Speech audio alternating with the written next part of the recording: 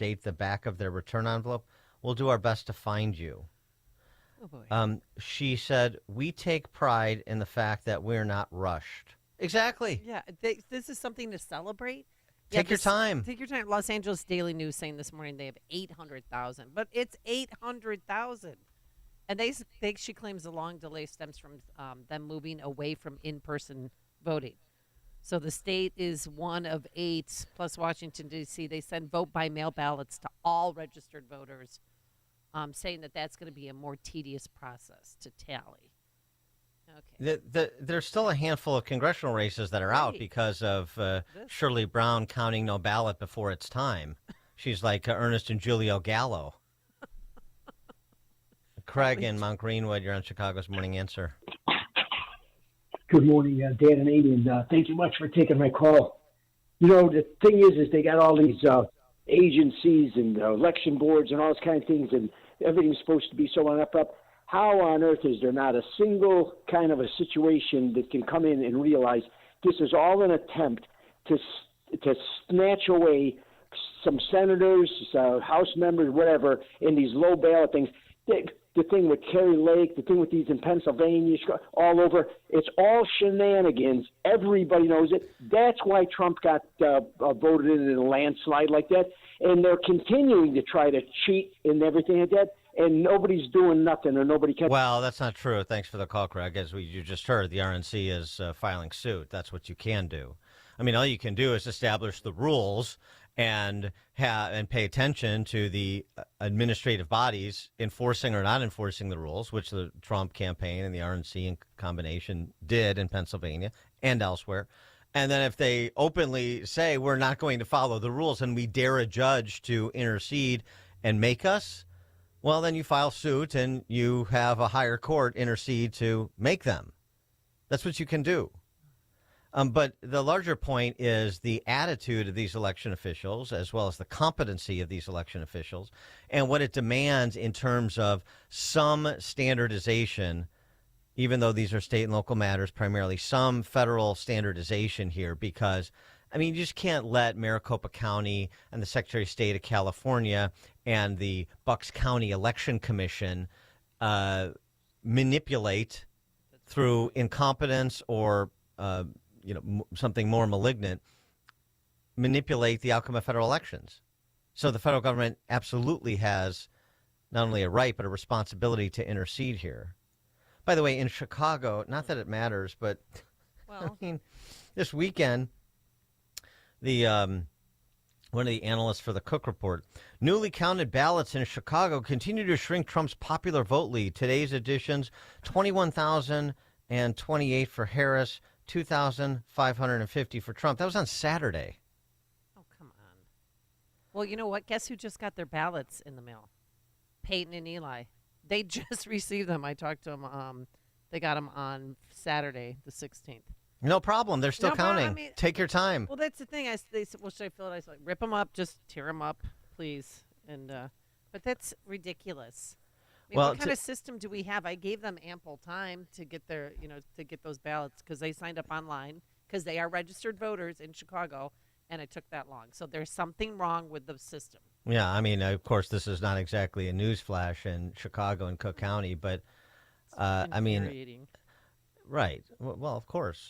Now, in addition to that, with that new vote total that was announced on Saturday, Oh yes. the city of Chicago is now prepared, What? based on the expected ballots, absentee ballots, they will get from kids when they unpack their St. Nick's Day stockings in a couple and a half weeks. They are now projecting that Kamala Harris will be the winner of the popular vote. And they're going to be they're going to make damn sure that that's the case. Oh, wait. Did you hear in the 41st ward they voted Trump won overwhelmingly? That hasn't happened since 1992. So I mean, it's something. I don't know. Yeah, it's not much. Joe in Hoffman Estates.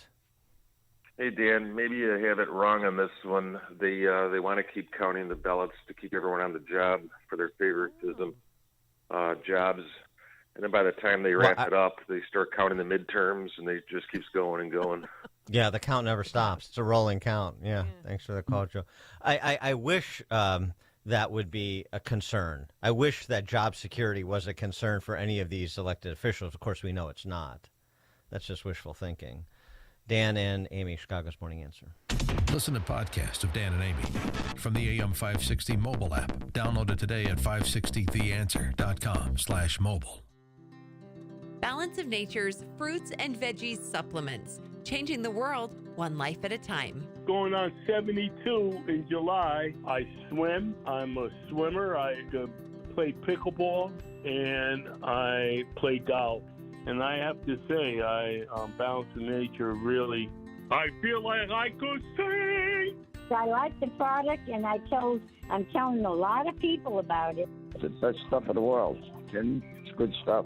Celebrate this season with Black Friday savings all month long. Call 1-800-246-8751 or go to balanceofnature.com and sign up as a new preferred customer to get 50% off your first preferred set with free shipping and our money-back guarantee. That's 1-800-246-8751. Don't miss out. Go to balanceofnature.com or call 1-800-246-8751 and get this exclusive Black Friday offer by using discount code CHICAGO. A great smile can make you feel happy and confident. So when you consciously conserve your teeth, that glowing smile will show through. At Best Dental Group, doctors Economos, Gave Alice, and their staff are ready to help you create that perfect look or maintain the one you have now. Along with general dentistry, Best Dental Group is a multidiscipline practice with an orthodontist, periodontist, and prosthetic specialists on site. They use the newest breakthroughs in dental technology such as titanium implants, Invisalign clear braces, and laser treatments. Don't let fear get in the way. They can recommend sedation to make your experience as comfortable as possible. Best Dental Group is located in historic downtown Bartlett and is a multilingual office. Call 630-830-4930, 630-830-4930, or visit bestdental.org. Best Dental Group, sharing your conservative values and helping you to conserve your teeth. AM 560, The Answer. All right, coming up on Chicago's Morning Answer. By the way, I caught myself. It's not Ernest and Gillo Gallo I was referencing, but Paul Masson, Oh, Paul Masson. who will make no wine before it's time. Remember the Orson Welles commercials for Paul Masson? I actually do remember that. Yeah. All right, coming up at 5:38, let's revisit the soap operas that are the Trump cabinet nominees, certain ones at least. We'll do that at 5:38. And later, Mayor Johnson just go away. And we have big news here. The morning show is expanding its family. We'll explain. But now let's head into the newsroom. Here's Mike Scott. It's 5:31. Heavy fog this morning. Ukraine reportedly getting White House approval to use long-range U.S. missiles inside Russia. Multiple sources indicate President Biden is giving Ukrainian President Volodymyr Zelensky the okay. South Dakota Republican Senator Mike Rounds on the Fox report criticizing the timing of that decision. This is just simply too late in the game. It should have been done a long time ago. But the Biden administration has been slow walking a lot of the aid that's been authorized in a bipartisan fashion from Congress since the beginning. Russia has ramped up its defense by deploying thousands of North Korean troops for reinforcements near the Kursk region in Russia. House Speaker Mike Johnson says President-elect Trump's cabinet nominations will provide reform needed for those agencies. Fox's Bill Malugin is in West Palm Beach. President-elect Donald Trump and his team are back here in Palm Beach, huddled up at Mar-a-Lago once again, where they're still trying to build out this future.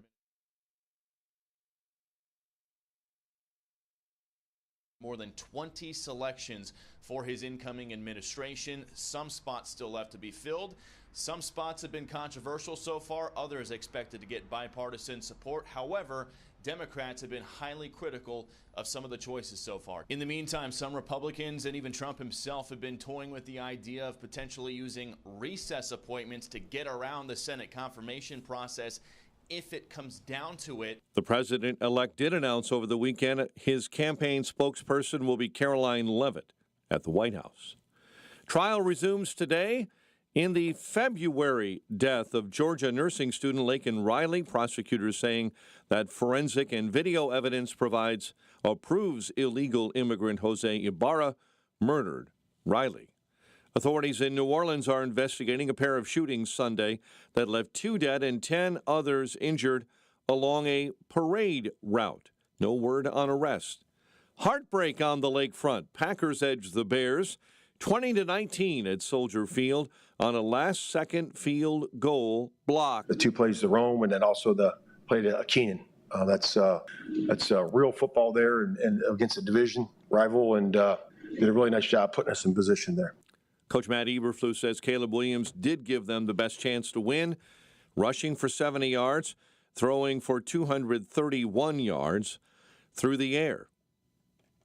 In other news this morning, family, friends, and fellow officers gathered Sunday to honor Officer Enrique Martinez during visitation in Oak Lawn. We need the other 2 spokes on the wheels of the criminal justice system, the state's attorney and the judicial system, to partner with us to bring that goal of safety to the community. Eugene Roy is a retired chief of detectives. Martinez was killed during a traffic stop in East Chatham November 4. A funeral service will take place today at St. Rita.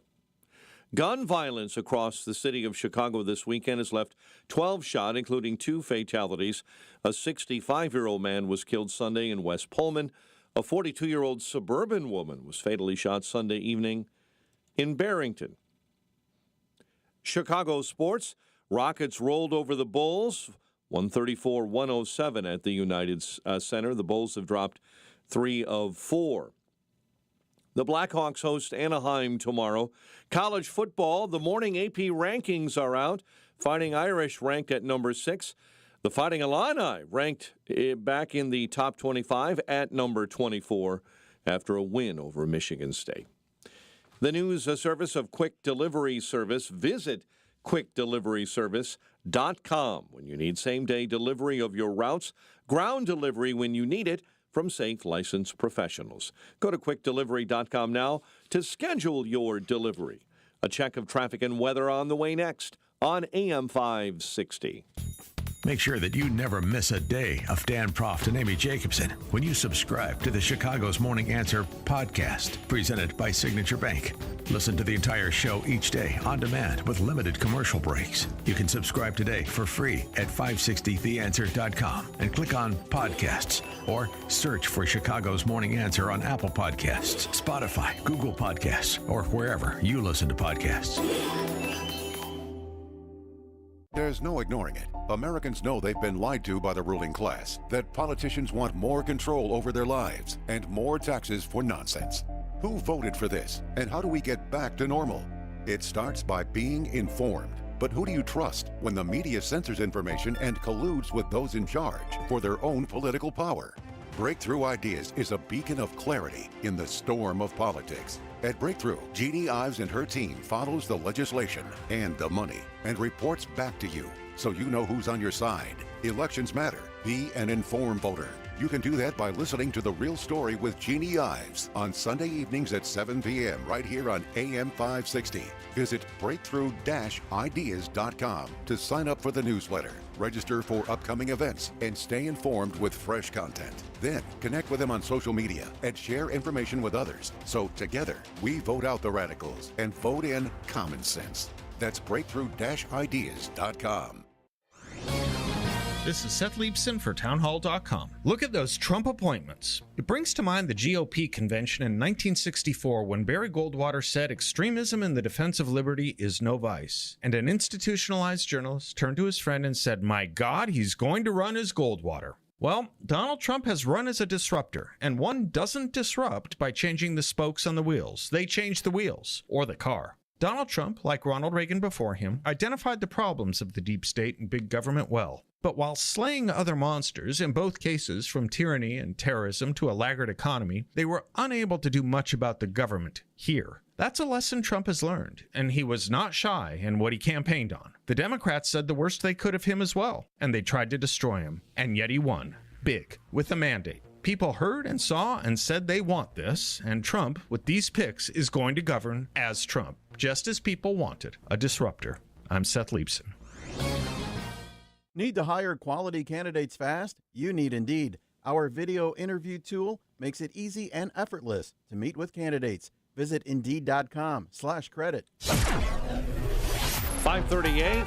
Check of the roads. Team Hochberg Traffic Center time, a service of Trimlight Chicago. Don't let hanging holiday lights get you in a Scrooge mood. 'Tis the season to save time, money, and energy with permanent programmable holiday lighting for your home. Get your free quote today, trimlight-chicago.com. Kennedy outbound, already on the brakes, River Road to Manheim. It's the Monday escape to the big airport. Stevenson inbound. On the brakes, Ashland to the Dan Ryan. Dan Ryan Express already slowing up. He'll hit the brakes at 33rd. Chicago's Morning Answer with Dan and Amy continues next. AM 560 Weather Center forecast. Cloudy and mild, heavy fog this morning. Rain this afternoon, high 59. Cloudy and 49 right now at O'Hare, 52 at Midway. Your next news update is at 6. Chicago's Morning Answer continues next on AM 560, The Answer. Now, from the Signature Bank Studios. If you're looking for the latest news, insight into what it means, and the sharpest opinion, there's only one station in Chicago where you can turn, and it's this one. We're AM 560, The Answer. Top of the morning, Dan and Amy. I suppose we should get this information out into the public domain before Amy bursts. So, go ahead. Well, our morning show team is expanding because we have very exciting news this morning. Justin and his wife, Bethany, are pregnant, and the baby is due May 19th. Men cannot get pregnant, so just Justin's wife is pregnant, but just point of order on that. But yeah, okay, congratulations, Daniel Proft Kosick. That is nice ring and to it. And if it's a girl, Amy Elizabeth Kosick. That would be beautiful. Yeah, yeah. So how are you feeling, Justin? I'm super excited. I've been holding this in for so long, so this is great that it's out now. Yeah, because you announced that you both are pregnant on Facebook. Well, just she is pregnant. Yeah, no. exactly. It's a group effort. Come on. Oh, she's doing all the hard work. Yeah. Yeah. Yes. And wait, do you know if do you know yet it's a boy girl? Or are you going to do that? That's this week, so we'll find out. Oh my this God! week. Wait, please don't tell me you're going to have a reveal party. Oh no. We've with seen fireworks, too many either horror pink. Thankfully, or blue. she agrees with me on that. I mean, People some things die have at gotta those things. People get maimed and die at those things when you have fireworks and That's other true. complicated. Yeah. I know, but explosions. is nothing sacred anymore? I can't stand keep something a secret. But you We've aren't been going to to find too out many, the gender. and it's cringy. We are going to find out the gender. We're going to do a little reveal between the two of us, but Really? too many cringy parties. Well, to find out the gender, you have to wait for the child to be born so that the child can determine what gender. Oh, there you go, Dan. Yeah, Boom. right. Mm-hmm. No, I never found out the gender. I just waited for the birthday. Yeah, Grandma doesn't like that idea, so. All right. You got to plan. You got to, get the room ready and the clothes and the. Oh, can you invite and us all both that. to your baby shower? Yeah, I think you were both invited. Yeah. Because Dan loves wedding. I want to see Dan at a baby shower. One of us will not be attending that, but I do appreciate the consideration. Oh, that's awesome. Well, congratulations. I say it's a balance of nature baby because you take thank balance you. of nature. I'm going to get you a onesie with balance of nature baby on it. All right. All right. Very good. All right. So send the checks in to AM 560 care of Justin Kosick so they can afford to raise this kid. We should start a GoFundMe. Just see We'll do what we happens. can. Yeah. All right. I'm so happy for him, though. And Bethany, congratulations. She's Aunt there. Amy. Yeah, right, exactly. Just be prepared for the aunt you never wanted. It's already starting. All right, we have to get back to the business of the day, and that, of course, circles around Trump's cabinet. Before we get to some of the histrionics of the left over the weekend and the digging that's going on, litigating, essentially doing a month-and-a-half long confirmation hearing with some of what are perceived to be Trump's more controversial nominees in the public square right now, just continuing to dig and put this out there and provide fodder for these ghastly talkers on the cable networks to continue to pillory and vilify, and in some cases, borderline defame some of Trump's nominees. You start calling people convicted felons, and it clears the actual malice standard for defamation. Just a little legal FYI, but I digress.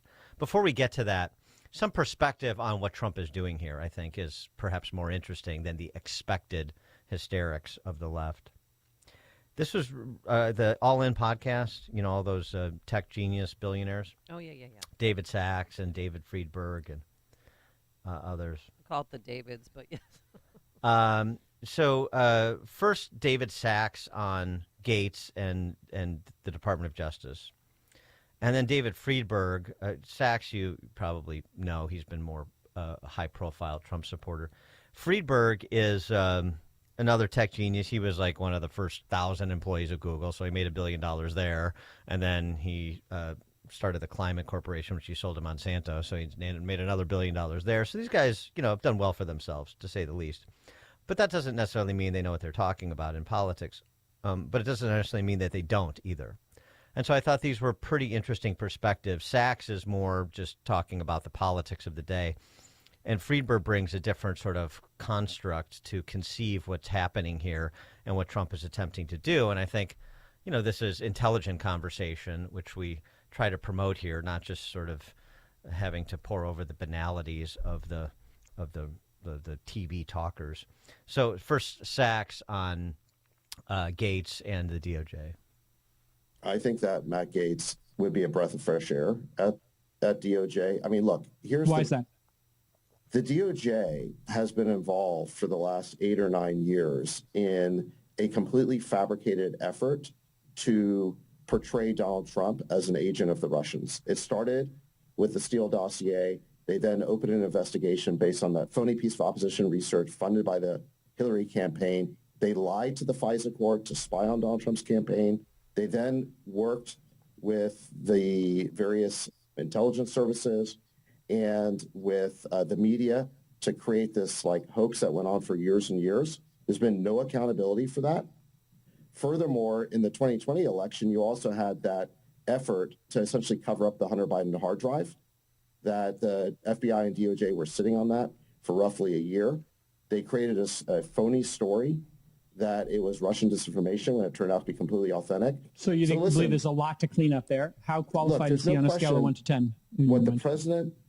What the president ran on was that the DOJ needed to be de-weaponized, that it had been turned into a partisan political apparatus for the Democrats. I don't think anyone can argue with that at this point. I think the American people clearly bought into that argument. Now, in order to clean it up, you're going to have to bring in a total outsider who's willing to break some eggs and shake things up. Is Matt Gaetz the only person who could do that? No, there are other people who could do it, but Matt Gaetz is definitely qualified for that role. He was one of the most outspoken critics in Congress of this weaponization of the FBI. He was never fooled by the Russiagate hoax. Most of the establishment was. Any concerns? And anybody who bought into the Russiagate hoax is not qualified to run the DOJ at this point. Interesting perspective on Gates. I mean, he is this blunt instrument that we were discussing last week. And, you think about it a little bit more and you say, well, what is exactly Trump trying to do here with some of these nominees? And perhaps it starts to make a little bit more sense, even though, once you sort of recover from the initial surprise of Gates and to some extent Hegseth as well, and maybe for some even Tulsi Gabbard. We'll get to them all. But this is where David Friedberg comes in, and he sort of overlays this discussion of paradigm shift in politics with the notion of evolution from a biological perspective. He calls the Trump cabinet an extinction-level event, but not in the way the left means. Take a listen. There's this kind of thing that happens in biology called evolution, and a lot of people think evolution is this continuous process, but it's not. Evolution is this process by which there is some significant growth for a period of time, and then there is an extinction event or an external force that causes what ultimately becomes what's called punctuated equilibrium. So the whole kind of system resets, and then the healthier, stronger species survive, and they grow and they persist. And if you look at the first chart, Nick, that I pulled up, this will just show you guys past extinction events. Large amounts of biomass over the past 500 million years get wiped out when these extinction events occur. And then evolution occurs because the species that can survive the extinction event persist in the environment and they grow And that's how evolution kind of actually takes place, is there's an external force that changes what survives and what doesn't. It's kind of a testing force. If you look at federal spending, and this is a crazy link, but here's federal spending over the last couple of decades. And I would argue that many of the agencies, much of the bureaucracy, many of the jobs created, many of the spending programs, many of the operating models, many of the behaviors can kind of be viewed as a species or species within this ecosystem that have kind of grown a lot over the last few decades. And I think what Trump's mandate was by the people, and people don't want to hear this and they don't like it, but his mandate was to be kind of the extinction event. And whatever agencies, whatever operating processes, whatever individuals, whatever bureaucratic systems exist within the federal government that can withstand the scrutiny of the individuals that Trump is going to put in charge of each of these agencies, that they can survive and they can come out the other end, there is certainly some degree of strength and resilience and hardiness. This is not about right or wrong. This You is say about they deserve to exist if they I'm can saying this survive. this is going to bring in the most disruptive force that federal agencies have ever seen. And the intention with Trump isn't to find some person to keep running things the way they have been run in the past. His mandate from the people who elected him, based on the message he put out there, is to do the opposite, which is to go in and be as disruptive and damaging and destructive as possible. And whatever comes out the other side will be stronger, will be hardier, and theoretically will be, more resilient. And I think that that's the event that's underway. Now, the people who are getting exactly what they want in Trump's candidacies are the Democrats. They were saying Trump is going to put a bunch of crazy lunatics in office and he's going to make them the cabinet, and and now they're able to kind of clap their hands and say, "We told you so, we told you so." And I'm not sure that if they're really getting the message, which is that the intention here isn't to keep things running the way they have been running, but to really fundamentally test the systems and test the systems with the most challenging oppositional forces the systems have ever been tested by, which is the candidates or the individuals that he's putting in charge of each of these agencies. So I'm not saying it's right or wrong one way or the other, but I'm making an observation that this is going to be kind of an extinction level event, that Trump's decisions on who he's putting in place, I think, are going to drive an outcome on the other end that's going to make the government look very different. And I'm not going to sit around and say this person's good, this person's bad, because I don't think the point is to find someone that's, quote, qualified to do the job. The intention is actually quite different. And the outcome may actually be positive for America if you fast forward a couple of years. 312-642-5600, turnkey.pro answer line. I think Friedberg is onto something there. We're looking at these appointments through the usual prism of you have to have these credentials, you have to have this experience in order to be the Secretary of Defense or the Attorney General or the DNI.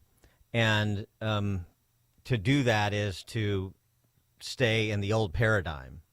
And what Trump is doing here is ushering us into a new paradigm. And so there's going to be a stress test put on the federal government. You're going to take a bunch of doughy, lethargic, shiftless agencies, if you want to, it's almost like the movie Stripes or something.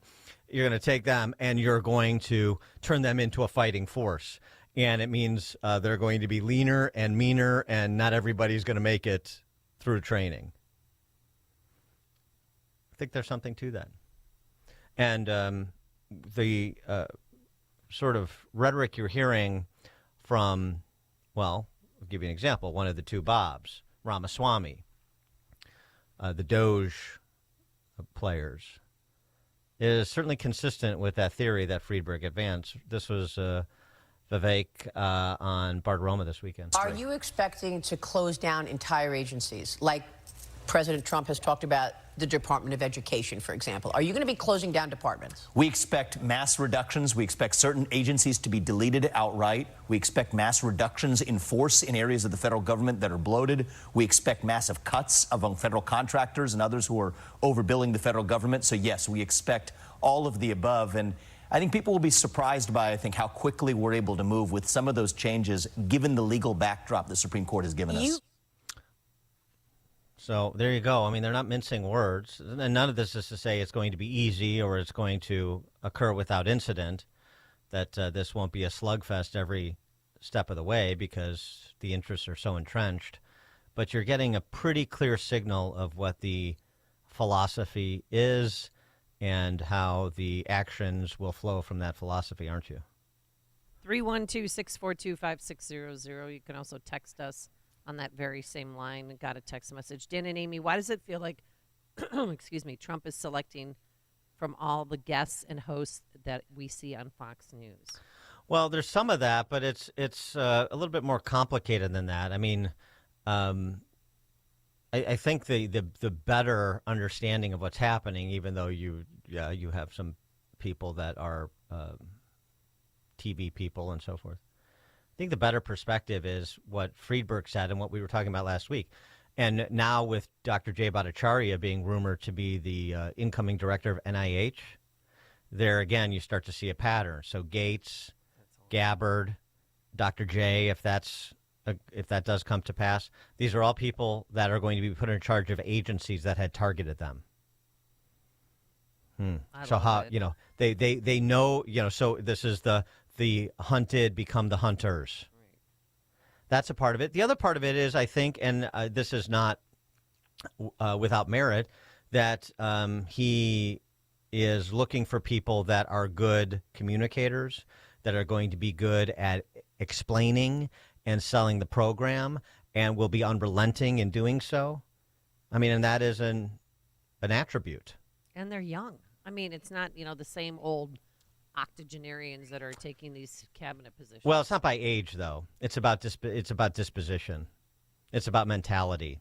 It's about different lived experiences. I mean, nobody can legitimately question Dr. Jay Bhattacharya's credentials. So he's got the credentials and the attitude. And, we've had Dr.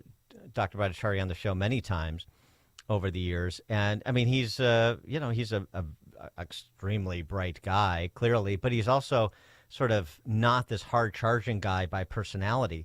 But you know what? NIH turned him into one.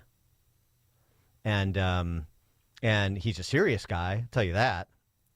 And so there'll be different personalities, but a similar disposition. And I think that's what Trump's looking for. And some similar skill sets, at least when it comes to the ability to make the case on behalf of the president and his administration. Angelo, Racine, Wisconsin. Hey, how you guys doing? Listen, a lot of people are looking at these cabinet nominees as misfits, but I want to compare it to the movie The Dirty Dozen. They needed a movie done. They went into prison. They grabbed these misfits who knew they can get the mission done.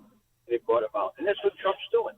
This is not your normal cabinet picks that people expect or we've normally seen. But sometimes you need people like this to work in their own ways. And that's how I see it. I compare it to the movie. That's a good movie comparison. I think so. So we got Dirty Dozen for the cabinet, and we've got my Stripes comparison for the federal agencies that are about to be swarmed by the Doge guys. Lewis, Southside. Good morning, Dan. Good morning, Amy. There's a saying, that which does not kill you will make you stronger. What you are looking at is what they call herd immunity. He's introducing his disruptors, what we call disruptors, is what they might call a virus, into the system to help the system correct itself by evolving and eliminating the unhealthy materials in it to help the healthy material stay stronger. The movie that you would probably look to see this in is called Tombstone. Do you remember the part? Of course. I remember every part. Okay. Do you remember this part? Which one? Where Wyatt Earp was being challenged by what's his name? He was being challenged by Johnny Ringo. Yes. By Johnny Ringo, and he asked Doc Holliday.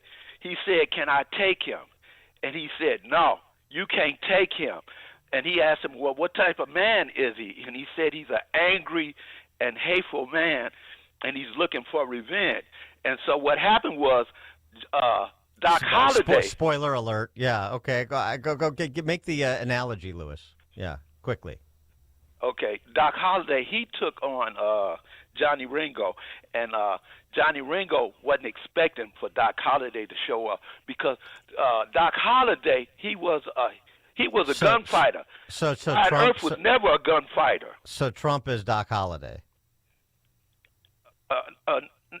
No, Trump is Trump is not Doc. Wait. Trump is Wyatt Earp, and his cabinet is Doc Holliday. Right, his Trump, Yes. his cabinet. What's it? J.D. Vance. He's a professional litigator, and all these other people, they are professional litigators, but they have a mysterious past behind them. Doc Holliday was a killer. Wyatt Earp was never a killer.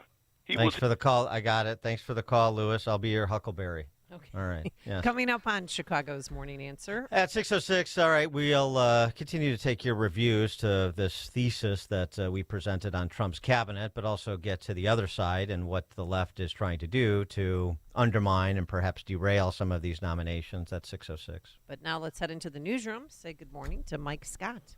Visitation held for a fallen Chicago police officer. 2 killed, 12 shot in Chicago violence. A woman fatally shot in Barrington. Downers Grove police investigating an assault over a Palestinian sweatshirt. Bears lose to the Packers. WIND Chicago News Time, 6 o'clock.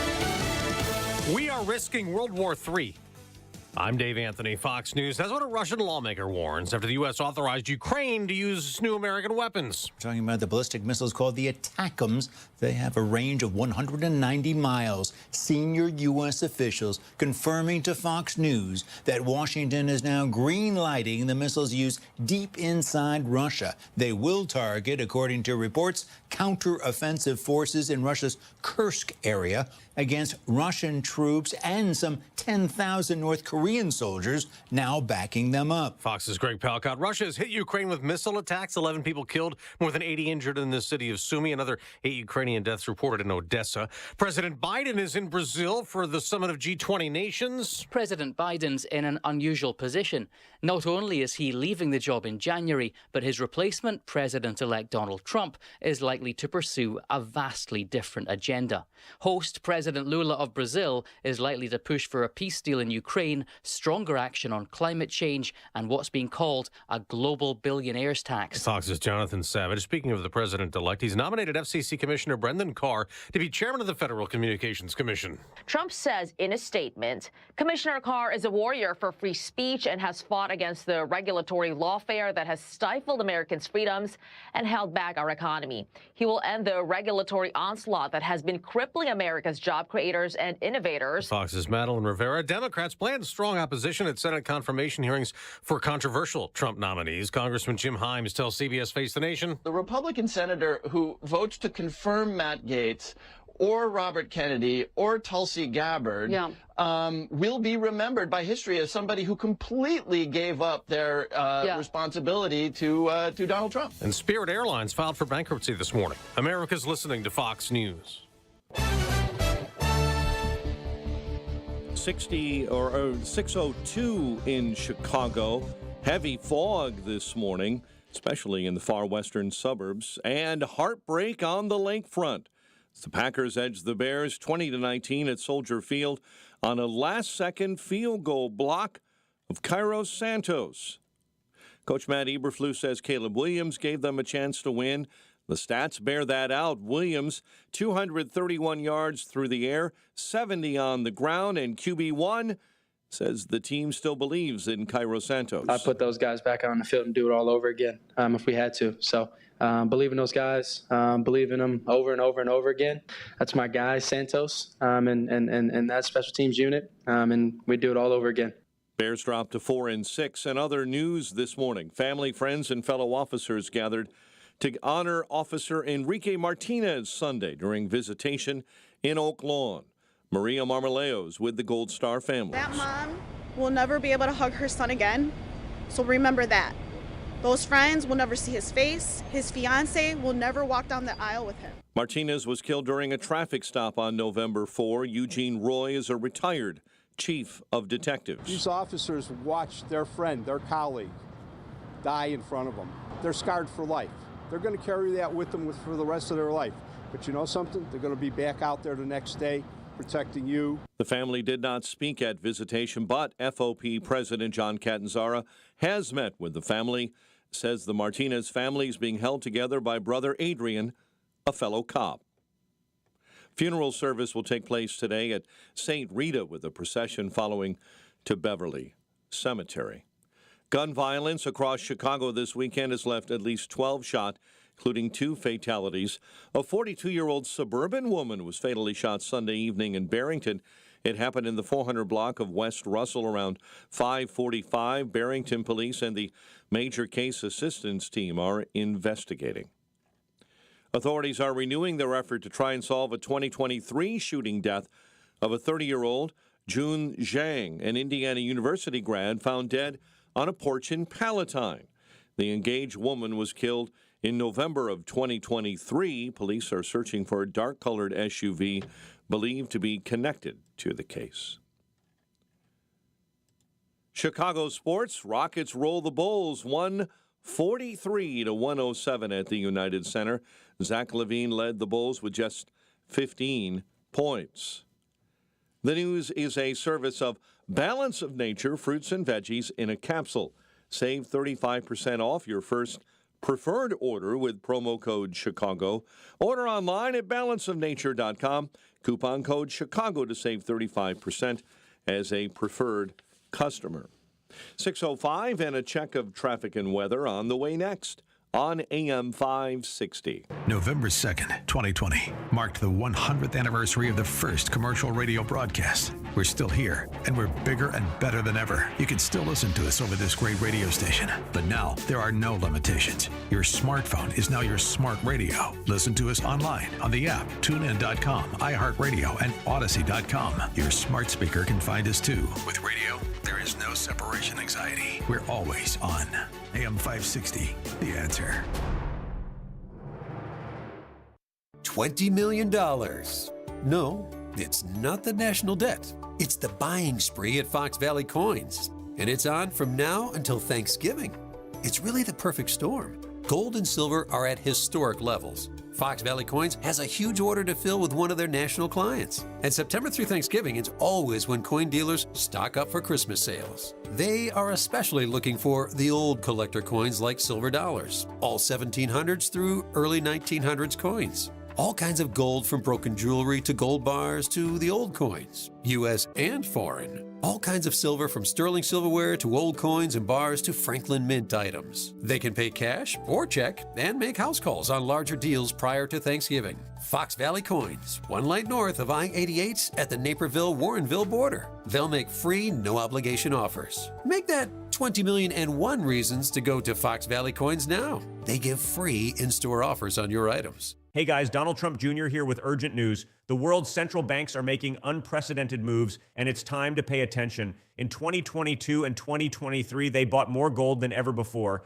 And now in 2024, the trend is accelerating. Why? Because central banks have lost faith in the dollar. And in these uncertain times, gold is the ultimate safe haven. If you too are worried about the dollar, I urge you to take similar action by diversifying your IRA or 401k into gold with my trusted friends at Birch Gold Group. To see how it works, get your free info kit on gold IRAs by texting the word PROTECT to 989898. I trust Birch Gold. They provide an easy process to roll over your 401k or IRA into gold without losing your tax-advantaged status. So text PROTECT to 989898. That's PROTECT to the number 989898 to get your free info kit on gold IRAs from Birch Gold. Message and data rates may apply.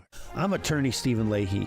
My father was a union iron worker, just like his father, but while he inherited his father's skill, he did not inherit his tolerance for taking orders from union bosses. He needed a change, something that was his, something where he could call the shots. So he started a janitorial company. His company cleaned grocery stores and airplane hangars, dentist office and construction sites, hardware stores and restaurants. As his business expanded, so did the complexity of managing it, especially the taxes. Preparing tax returns insurance requires records, and Dad just never got accustomed to keeping good records. That was a mistake. It cost him his business. Initially, I followed my father and grandfather and became a union iron worker, third generation. I'm very proud of that legacy. Now I'm a tax attorney. I help business owners protect what they've built. Fighting back against the IRS is personal to me. If you own a business and have tax troubles, fight back. Go to fightbacknow.com. That's fightbacknow.com, or call 312-664-6649. Become a freedom fighter today.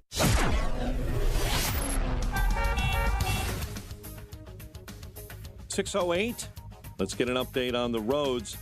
Team Hochberg Traffic Center time. And this look at the roads, the service of Valdecas Windows. For the discerning homeowner looking for high-quality, professional-level window replacement service, contact Valdecas Windows, your award-winning Platinum Elite Pella-certified contractor, Valdecas.com. Stop and go on the inbound Kennedy between Central and Montrose, 35 and climbing in from O'Hare into the Circle. Ike outbound, accident, right lane block, and that vehicle is facing the wrong way. That's outbound at Western Avenue. Reagan, very slow eastbound between York Road and the Tri-State Merge. Chicago's Morning Answer with Dan and Amy continues next. AM 560 Weather Center forecast with AccuWeather's Steve Williams. Some areas of morning fog, otherwise cloudy and mild. Breezy day, periods of rain, high 59. Evening shower in spots, otherwise rain late tonight, low 57. Morning rain tomorrow, otherwise cloudy, the high 62. I'm Steve Williams on AM 560, The Answer. 49 at O'Hare. Next news at 6:30. Chicago's Morning Answer continues next on AM 560, The Answer. Now, from the Signature Bank Studios. This is Chicago's Morning Answer with Dan Proft and Amy Jacobson on AM 560. The Answer.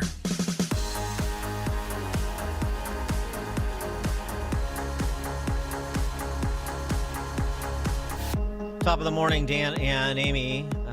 We were discussing Trump's cabinet from the perspective of the philosophy behind his selection so far. Now let's fold in the frontal assault being lodged by the new Bolsheviks against some of his more controversial nominees, at least so they have deemed them, the controversial nominees. We've got Tulsi Gabbard, the Russian asset. We got Pete Hegseth, the white supremacist. And we have Matt Gaetz, the child sex trafficker. Where would you like to start? Let's start with Matt Gaetz, because I was watching Fox News and Trey Gowdy was on, and he cannot stand Matt Gaetz. And he kept saying there's, between him and Pete, he said there's one of them is not going to get confirmed. I can tell you right now, I'm friends with senators, and it's not going to happen. But, of course, he wouldn't say which one, but we all knew it was Matt Gaetz. Yeah, I wouldn't be so sure about that. I mean, I like Trey Gowdy fine, but I wouldn't be so sure about that. I think all these people thought, he's not going to get a vote. Trump's going to have to withdraw his nomination. This is a stalking horse for somebody he's actually going to elevate for AG. I don't think so. I think it's completely misreading what's going on. And don't forget something else. Not only the political capital that Trump has because of his electoral landslide. Not only the test that John Thune is going to have to pass as Senate Majority Leader. Can you deliver on my nominations? Let's see if you're a real Senate Majority Leader. Otherwise, the relationship could get a little frosty. And that would probably, it would be to the detriment of both men, but I think more so Thune at this point, because every senator is an independent agent. Don't you forget it. But there's another thing, too. Actually, Mark Halpern pointed this out, and it's a good point. I know this very well at a local level. All those Republican senators, they have a wish list of people they'd like to see in certain positions in the federal government. Do not underestimate the power of patronage. They have idiot nephews that they need to get jobs in some agency or get promotions if they're at some agency. So don't forget their own very venal personal interests. I've been part of, I had a look on the inside of patronage operations at the gubernatorial level in Illinois, a couple of them, actually, over the years. And I can tell you the requests come from all corners. I mean, including from me, frankly. I participated in it because those are the rules of the game. Really, Susan Collins, it's not just your reelection in 2026, but these people you want to see in this agency or this post or given this consideration? Really? So do I have your vote on Gates? You can call it, well, what we call it in politics is horse trading. Call it what you will. But that's another aspect of, I would pump the brakes on this idea that because some people are posturing to try to curry favor with the D.C. press corps, some Republicans, I mean, that there are no votes on Gates or Hegseth. We'll see. Well, we'll see. Over the weekend, attorney Joel Leopard came forward. He's saying that his client testified to the House Ethics Committee that she witnessed Gates having sex with a minor at a house party in Orlando in 2017. So, but what does that mean? That he claims that his client, this woman, told the House Ethics Committee that she saw Matt Gaetz having sex with a minor, and that they testified. This is okay. Let's provide context here. Explain if you want to get into the allegation, the House Ethics Committee investigation, then give context. We've already discussed this. The House Ethics Committee interviewed some 17-year-old who alleges she had sex with Gates when she was 17, which is still a minor in the state of Florida. And her roommate allegedly corroborated it. Yeah. But the DOJ found those individuals not credible. Yeah, Merrick Garland's DOJ. So what are they alleging, that Garland is part of a cover-up? In addition to that, you have to fold in the guy who was actually convicted, this Greenberg character, who was on this one of these sugar daddy sites, which is basically older men with money contracting for younger women. I mean, it's prostitution is what it is. And Greenberg became insistent. This is per court filings. Greenberg, quote, became insistent, unquote, that Gates help him obtain a pardon for his various crimes. When he was repeatedly told that wouldn't happen, Greenberg said he would seek vengeance on those who refused to help him during his time of need. It was at that point that Greenberg began claiming, without evidence, that Gates and a variety of other Republicans and local businessmen were involved in his criminal actions. Greenberg was paying the legal bills of Gates' accuser. He allegedly lied about Gates to reduce his own prison sentence, according to this lawsuit that was filed. And he's currently serving an 11-year prison sentence. This is a bad dude. He's a liar. So this is all going to come out, and we'll see how far the new Bolsheviks want to take this against Gates. But you have essentially the DOJ, right, under Merrick Garland, the Biden administration's DOJ, not pursuing charges against Gates. You have the credibility of these individuals that form the basis of any investigation highly in doubt. And so you want to just sort of smear him with the allegation, which is, of course, what the left does and what we do in this country generally. Well, you can go ahead, but you're going to have some Republican senators, at least, that are going to provide the details here and raise the questions that call into question the credibility of the slime being thrown Gates's way.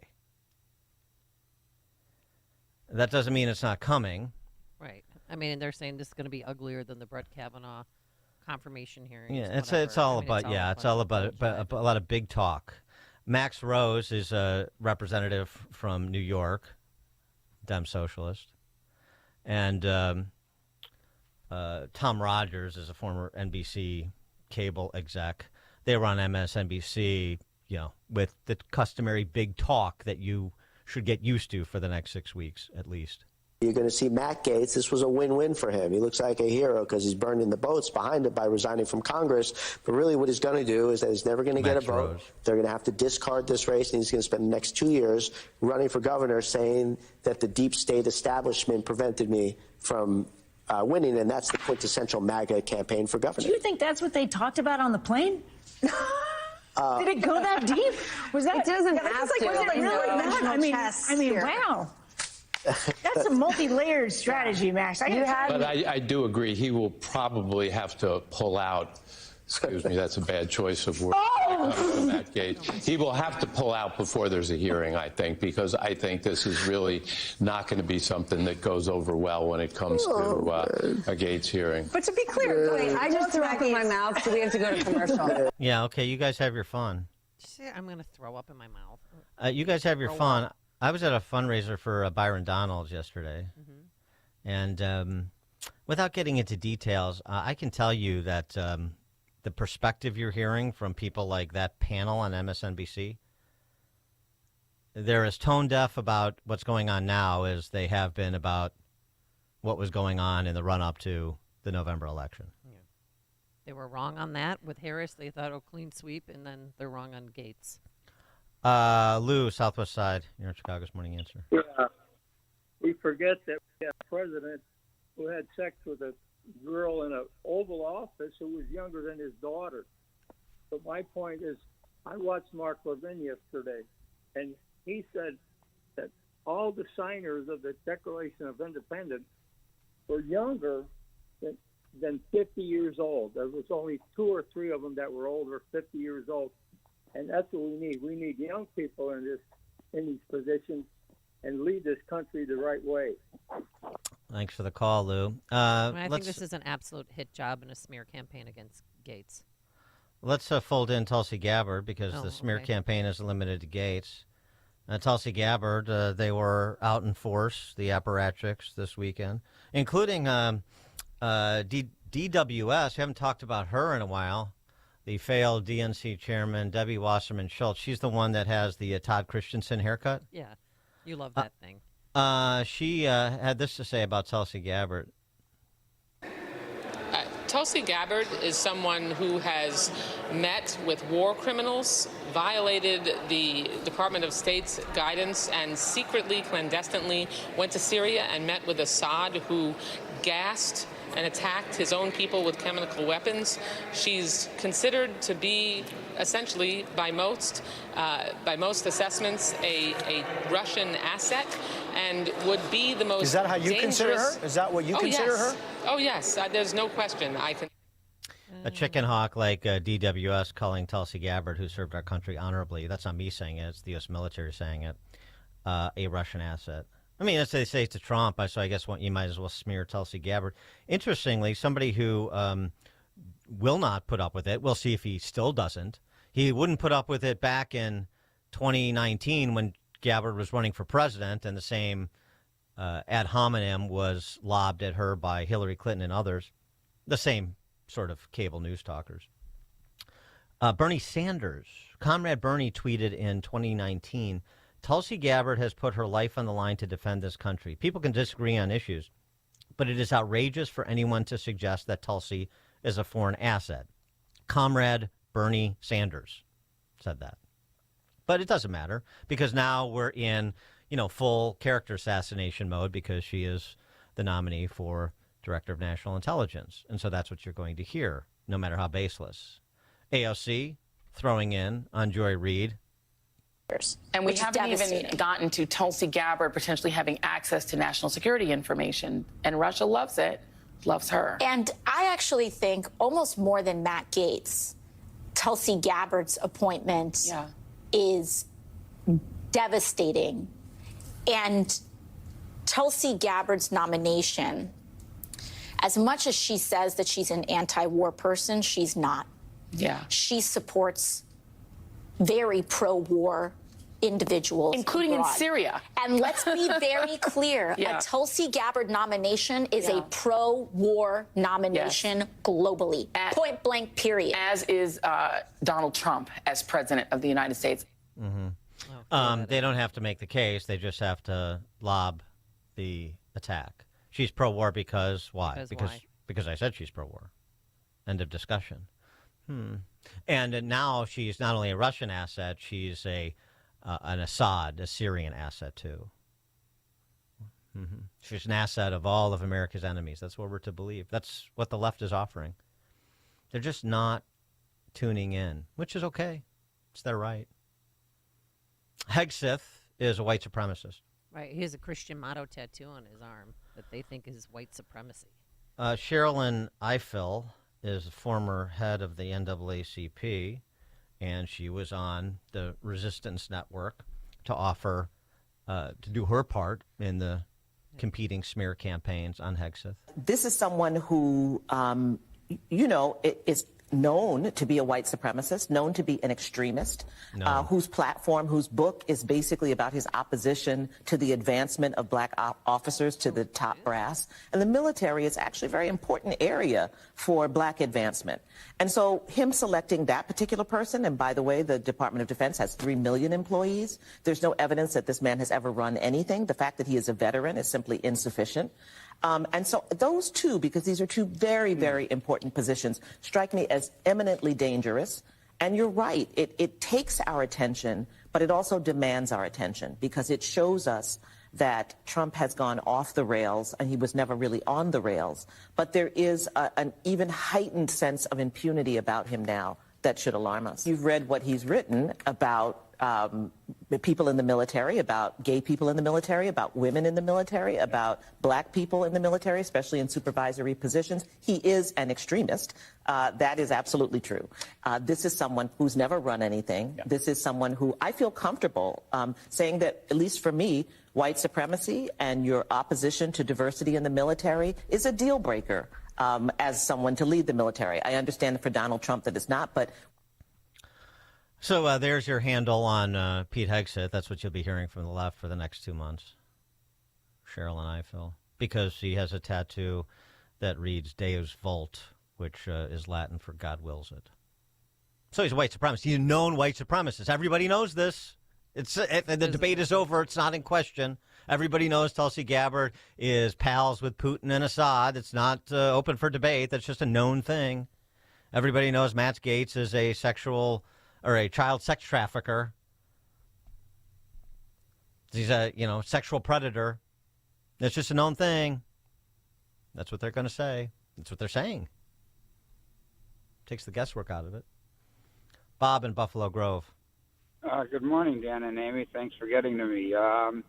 One person you've left out of the discussion is RFK Jr. and how they're attacking him and his medical expertise in vax and you name it.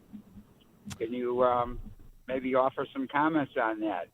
Right. Thanks for the call, Bob. Of course. Then, so RFK Jr. or RFKJ, as the kids are calling him. Yes. Crackpot. Crackpot. Even though he said he's not an anti-vaxxer. Discredited theories and so on and so forth. So, you're either evil or you're crazy or both. And I guess the handle on RFKJ is that he's crazy. Now, there are certain policy positions he's taken over the years that I'm completely opposed to. And there's certain statements he's made that don't stand up to scrutiny about some of these topics. But that's a much different deal than talking about policy making and talking about his foci, which is with respect to big ag and big pharma. And there's a lot of alignment, isn't there? So as long as people stay in their lanes and do the job they were nominated to do, then we can have disagreements on particular policy prescriptions and still work in concert with one another. But I mean, but what they're doing with he has no value, right? He had a lot of value when he was a Democrat. Then he had a lot less value when he was a Democrat running against Biden. And then he had a lot less value still when he flipped and threw in with Trump, because this has nothing to do with the substance of who RFK Jr. or any of these other people are. It has nothing to do with it. You just have to remember the monomaniacal obsession of the left, political power. Anybody who helps can be folded in, and anybody who doesn't needs to be destroyed. It's really that simple, by any means necessary. Tom in Blue Island. Hey, good morning, Dan and Amy. I'm of the opinion that AOC's just picked because she's the kind of woman you call at midnight, and Tulsi Gabbard's the kind of woman you spend the rest of your life with. Hi-oh. Oh, boy. All right. George in Naperville. Yes, this is the same political party that told us Merrick Garland is a moderate. Thanks for the call, George. This was an interesting hot take, and not from people that are inclined to be complimentary to Trump and Trump world. Two guys on a CNN panel, Asted Herndon, who's a podcaster, and Mark Caputo, who's over at the Bulwark, which is the repository of never Trumpism from those who consider themselves center-right or even conservatives, like Bill Kristol, who's over there. Really rather disgraceful, actually. Sad how people have disconnected their brain stems. I'm talking about on the formerly on the right. But anyway, this was the metaphor they used in discussion of the Trump cabinet, which is, in some respects, I don't know if they meant it in a complimentary or derogatory way, but I don't take it as particularly derogatory. He's flooded the zone with these picks and forced Republicans to choose. And I think it's interesting to me that he brought Tulsi Gabbard and RFK Jr. to the UFC event last night. He is, frankly, giving, I think, supporter-based permission structure, and he's made these folks stars over the course of this campaign. I mean, in some ways, it's easy to view this, I think, through a different lens. Like, this is also just a person who won following through on campaign promises. He promised retribution, he promised vengeance, and he promised these kind of figures having prominent places in this administration, and he's delivering it. And for a lot of those supporters, that is the point of the Trump vote. And so I don't think that's the fullness of the electorate we saw on Tuesday. I think for a lot of people, they backed Trump probably as a rejection of the administration and weren't thinking of this as an endorsement of every single thing he's talked about. But for the hardcore base, the folks he listens to the most, they voted for Trump for the purposes of RFK Jr. riling the big pharma, right? And so what they are going to force those Republican senators to do is make a choice on those calls, and they will be doing so with the backing of the electorate. I don't think we can just say that they won't get through. I will believe it when I see it. Yeah, I mean, and it really looks like ancient Rome here. This is sort of the conquering Republican Caesar who's going into the Colosseum, and everyone's cheering, and he's got his political gladiators with him. That appearance isn't just about him enjoying the applause. He's sending a message to the Senate. For sure. Like, not only are you entertained, but these are my people, and are you willing to fight? Because here's who I have. Yeah, right. He's got street fighters, a lot of them. And that's exactly what the Republican Party has been lacking for a long time. We certainly know that in full blossom in Illinois. So, I mean, you can take that in a negative way. I don't necessarily, I'm not talking about the emperor thing or the vengeance thing. What they call vengeance, I call accountability. And it requires street fighters to affect accountability in these sclerotic, politicized, weaponized agencies. Coming up at 6:36, we'll turn our attention to law and order, including at the local level, with former Riverside Police Chief Tom Weitzel. But now let's head into the newsroom and catch up once again with Mike Scott. Good morning, Mike. Fog this morning and some cloudy conditions throughout the state. 48 degrees. Ukraine reportedly getting President Biden's approval to use long-range U.S. missiles inside Russia.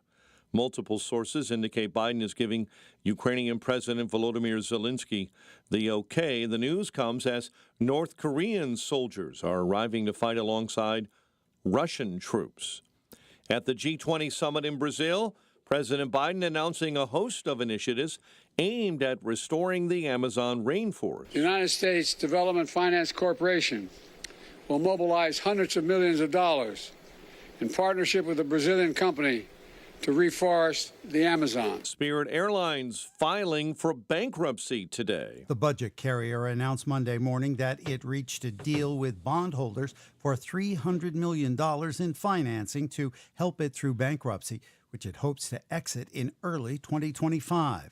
The airline said service will continue normally and uninterrupted. The company has been struggling with losses and a failed merger attempt. I'm Michael Kastner. At least one person is dead from an E. coli outbreak linked to organic carrots affecting 18 states. The CDC says more than 36 cases have been confirmed nationwide. 15 hospitalizations have been reported. Several brands of bagged organic baby and whole carrots have been recalled by Grimway Farms. And the FDA warning the public to check if they have any at home.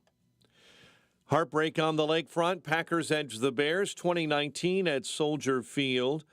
Caleb Williams, 231 yards through the air, 70 rushing yards on the ground. The Bears have now dropped 4 straight. Family, friends, and fellow officers gathered Sunday to honor Officer Enrique Martinez during visitation at a service in Oak Lawn. Maria Marmoleos with Gold Star families. That mom will never be able to hug her son again, so remember that. Those friends will never see his face. His fiance will never walk down the aisle with him. A funeral service will take place today at St. Rita. Gun violence across Chicago this weekend has left 12 shot, including 2 fatalities. And a 42-year-old suburban woman was fatally shot Sunday evening in Barrington. It happened in the 400 block of West Russell. Barrington police and the Major Case Assistance team are investigating.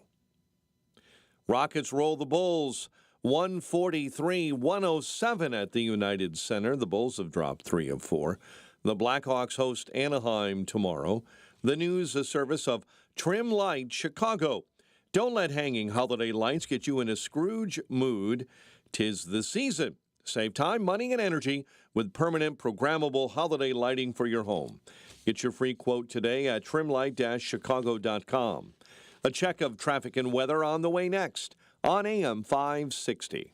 Your home is a valuable asset, and you want to take care of your home. From roofs, siding, windows, and doors to furnaces, flooring, landscaping, and much more. Listen to your go-to for all things home. It's Home Answers Radio every Sunday morning at 9. Presented by Lang Home Medical Equipment, Executive Green Carpet Cleaning, and by Valdecast Windows and Doors. Get answers from industry experts so you can make informed decisions about your home improvement. Right here on AM 560, The Answer.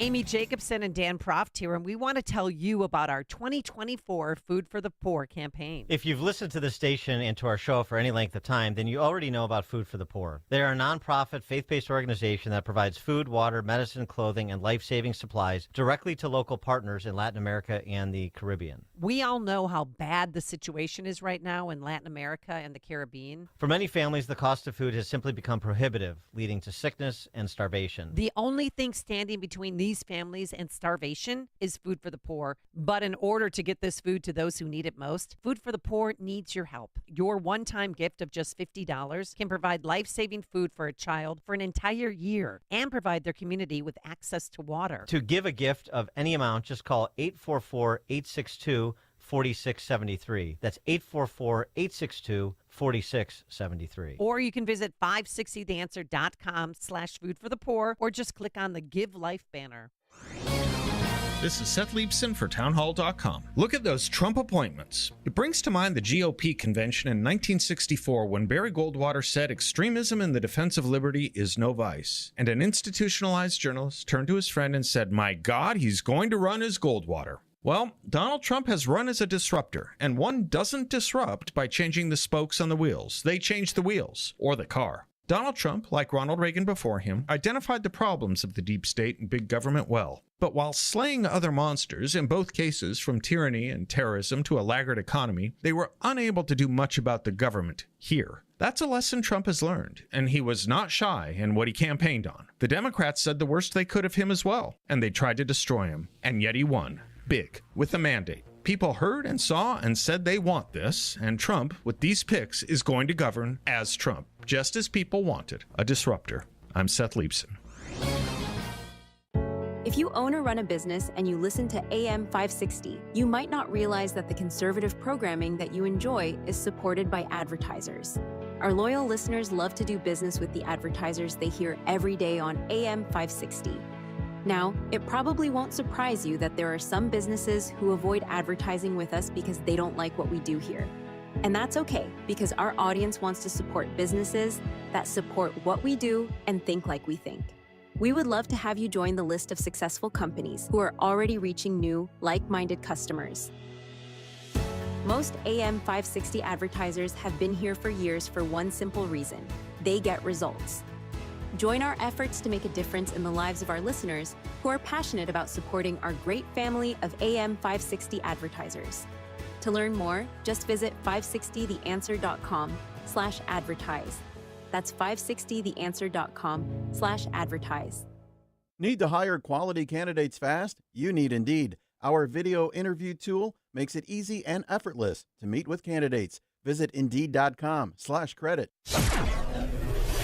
6:38, Team Hochberg Traffic Center time. And this update is a service of Lowe's. At Lowe's, with up to 50% off select major appliances, it's Black Friday and it's back. Plus an extra 10% off on select major appliances like Whirlpool. See Lowe's.com for details.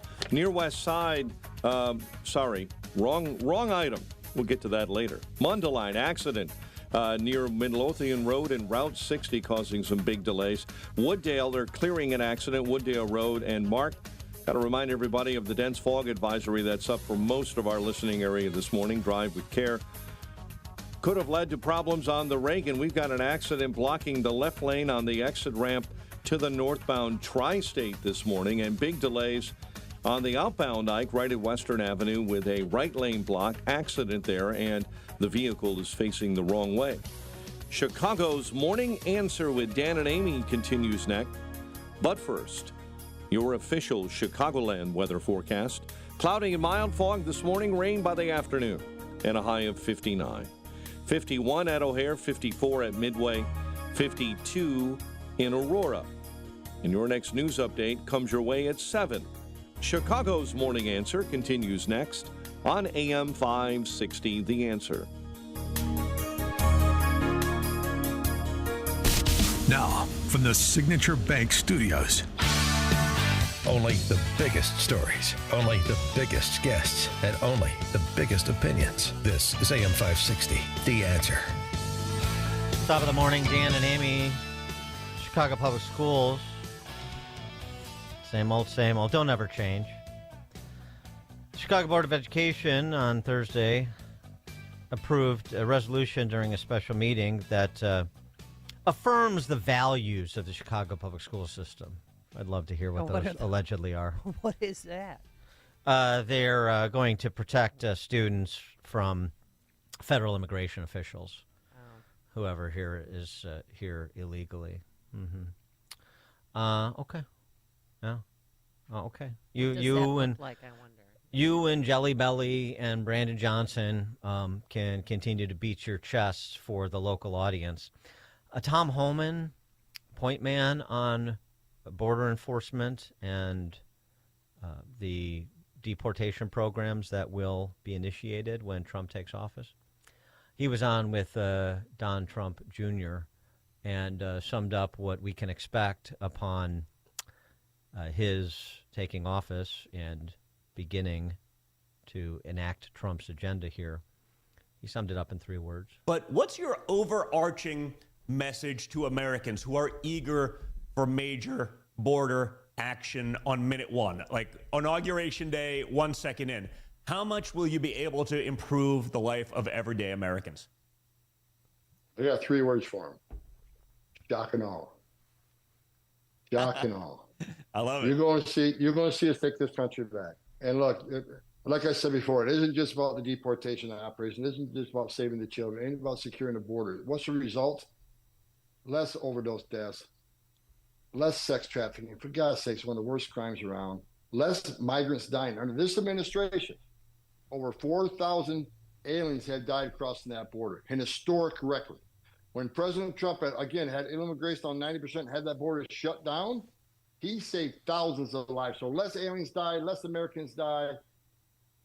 Wages will increase because you don't have all that illegal labor working for pennies on a dollar up here.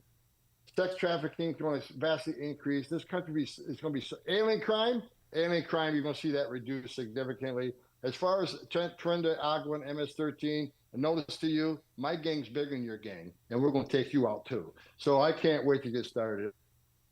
Can't wait for him to get started because, of course, that statement comes against the backdrop of the trial right now against the illegal immigrant accused of killing Laken Riley. That's going on as we speak. Well, it's horrible. I mean, I had no idea. Friday's testimony, I was listening in, and she struggled for 18 minutes. She was fighting back against that monster. And he couldn't even look up. Like during this, he's the translation headsets on, and he didn't even look up and make eye contact with anybody because he knows. She fought for 18 minutes before he crushed her head in with a rock. What's interesting is our friends to the north in Strange Brewland, Bob and Doug McKenzie's residents, who elected that grade school drama teacher, their prime minister, and who've now soured on said grade school drama teacher, Justin Trudeau. Justin Trudeau is doing an about-face on immigration. Oh, he is? Trying to save his job?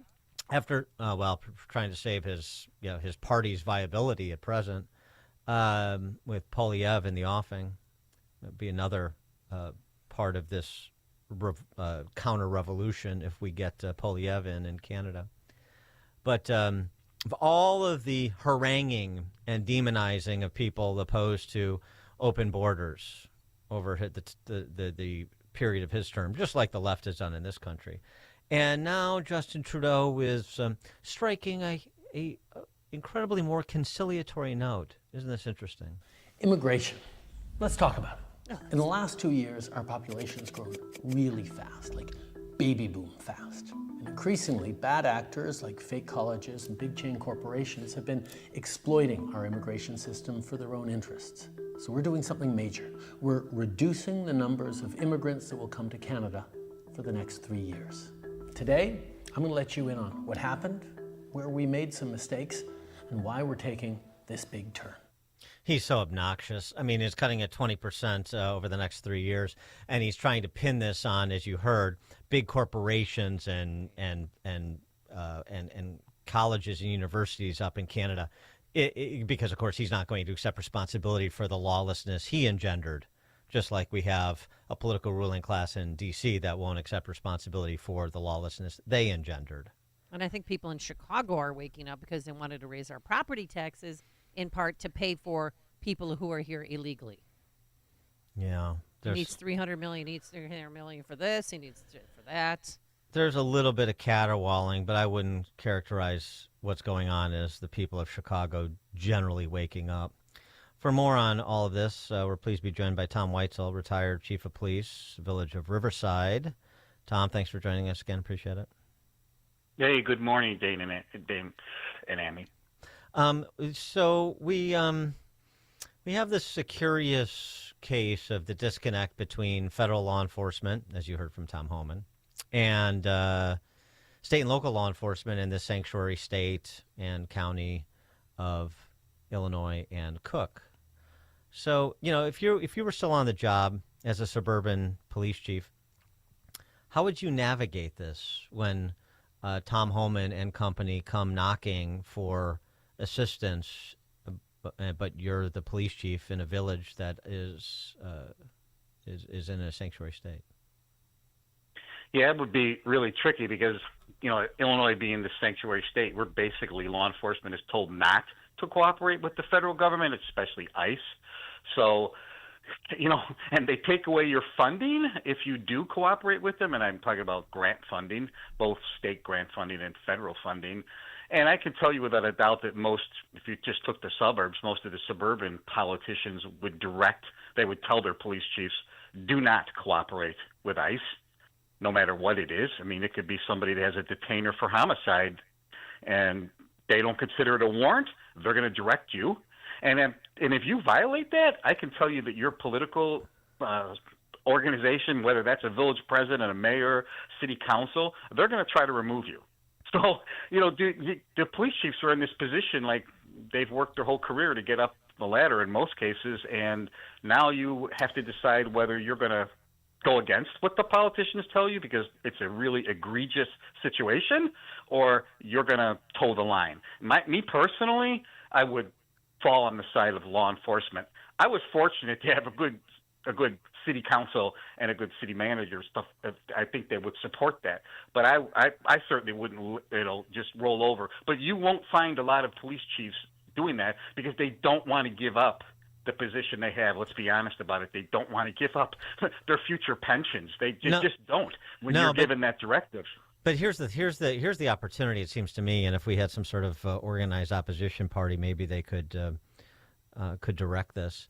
But where you do have sensible police chiefs and sensible village officials, we saw this actually starting last year a little bit. Resolutions passed by the village that say we're not going to abide the sanctuary. We're going to be a sanctuary community from the sanctuary state legislation or the sanctuary state resolution. So we are going to work with ICE and daring Pritzker, a la the showdowns during COVID. You want to come in? Then bring it and we'll litigate it. Yeah, at some point you need leadership. You're not going to get leadership from the General Assembly. They've proven that. But maybe leadership from some police chiefs in, as you say, friendly towns like Riverside that have good village officials to drive this debate a little bit rather than just sort of sitting back and taking it at the expense of public safety. Yeah, for sure. And not only I tell you who drives it actually right now in Illinois are sheriffs because they're elected, right? So they're not afraid to go ahead and they're doing it. But the major police organizations such as maybe the Illinois Police Chiefs Association, some of these other associations, they're not lobbying hard enough, or they're not challenging on behalf of police chiefs in Illinois this sanctuary state where you can't cooperate with ICE. And it's not only the detainers. We're directed to not even look at their database to help us during investigations. I mean, and there's a lot of good information on individuals that gang ties, tattoos that'll break cases. It's something as simple as that they're already in the ICE database. We're forbidden to access that. I mean, just think about that. There's this large database that could absolutely help us that we're forbidden from accessing. That's the type of things they need to push back against, because these are real violent criminals. They're victims in your communities. Their families are suffering. You have a path to help them certainly clear your cases. And I'm not talking about like retail theft. I'm talking about serious violent crime, and we still can't do that. And I will tell you, Dan, that there are police agencies, and I think your listeners will know this, that do that under the radar. I mean, if they think that they're not contacting ICE on the very fringe ends, they're wrong. They're like calling them and saying, hey, we picked up this guy for a DUI. He's got a retainer for sexual assault. You know what? Here's his home address. So when we booked him into custody, here's where he's living. Then they hang up the phone. And then he's released from your facility. I mean, he's released from Riverside, for example.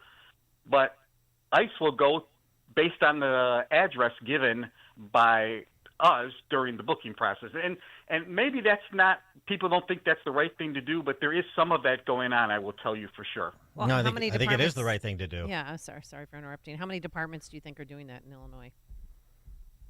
I think some of the departments in suburban Cook County, certainly in DuPage and Will, the farther you get away from Chicago, I think the more prevalent it is.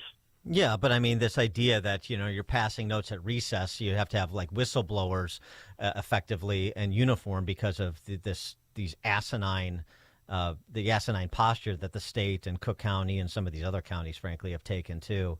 Is just, I mean, it should spark a revolt, but what should happen and what does in Illinois.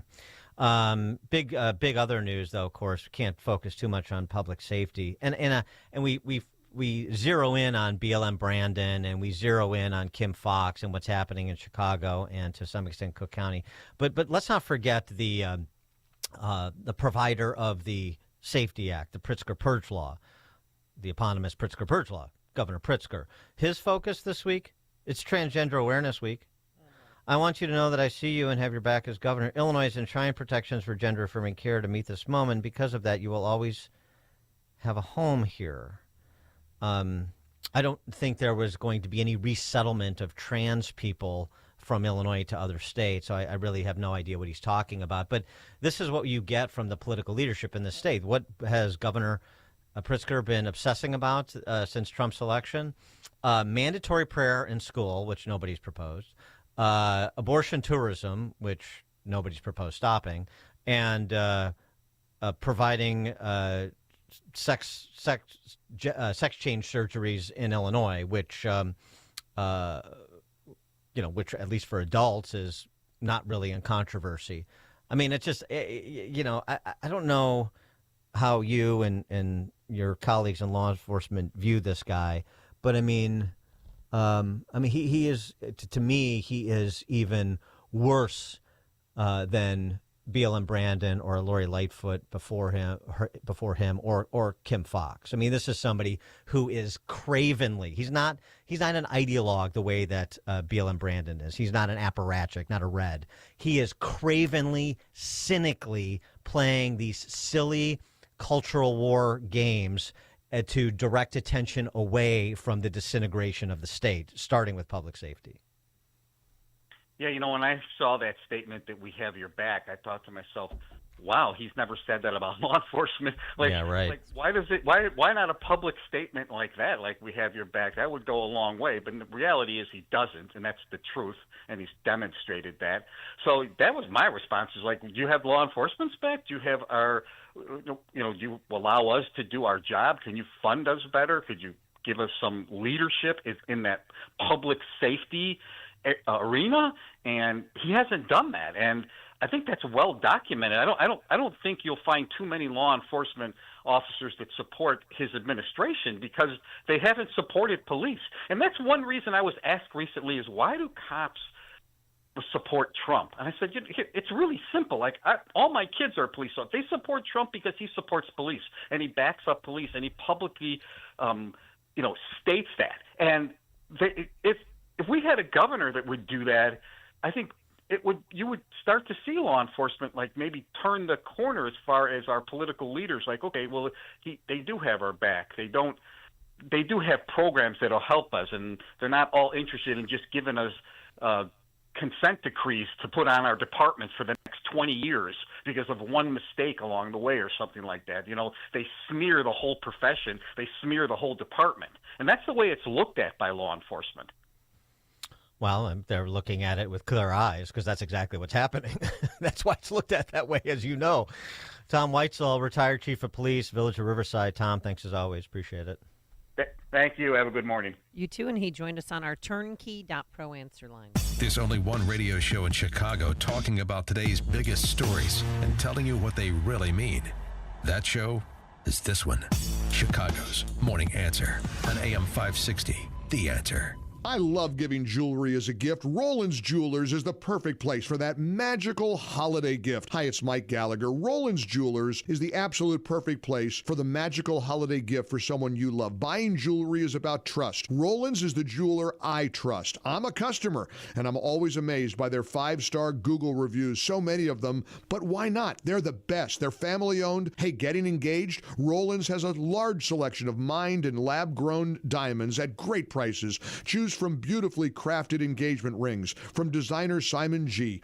or Italian designer Roberto Coin, offering stunning diamond pendants and earrings. How about a Tag Heuer watch with cutting-edge technology? I love mine from Roland's. I continue to be impressed at how expertly trained their staff is. Visit Roland's Jewelers in downtown Libertyville or RolandsJewelers.com. That's Roland's, ROLLANDS, Roland's Jewelers, a family-owned jeweler you can trust, just like I do. Amy Jacobson and Dan Proft here, and we want to tell you about our 2024 Food for the Poor campaign. If you've listened to the station and to our show for any length of time, then you already know about Food for the Poor. They're a nonprofit, faith-based organization that provides food, water, medicine, clothing, and life-saving supplies directly to local partners in Latin America and the Caribbean. We all know how bad the situation is right now in Latin America and the Caribbean. For many families, the cost of food has simply become prohibitive, leading to sickness and starvation. The only only thing standing between these families and starvation is Food for the Poor. But in order to get this food to those who need it most, Food for the Poor needs your help. Your one-time gift of just $50 can provide life-saving food for a child for an entire year and provide their community with access to water. To give a gift of any amount, just call 844-862-4673. That's 844-862-4673. Or you can visit 560theanswer.com/food for the poor, or just click on the Give Life banner.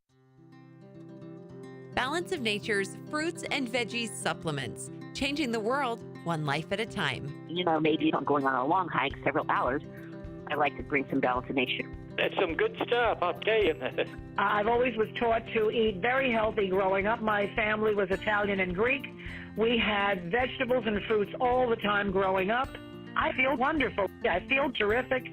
I love your commercials. I think it's a wonderful way to do this. Celebrate this season with Black Friday savings all month long. Call 1-800-246-8751 or go to balanceofnature.com and sign up as a new preferred customer to get 50% off your first preferred set with free shipping and our money-back guarantee. That's 1-800-246-8751. Don't miss out. Go to balanceofnature.com or call 1-800-246-8751 and get this exclusive Black Friday offer by using discount code CHICAGO.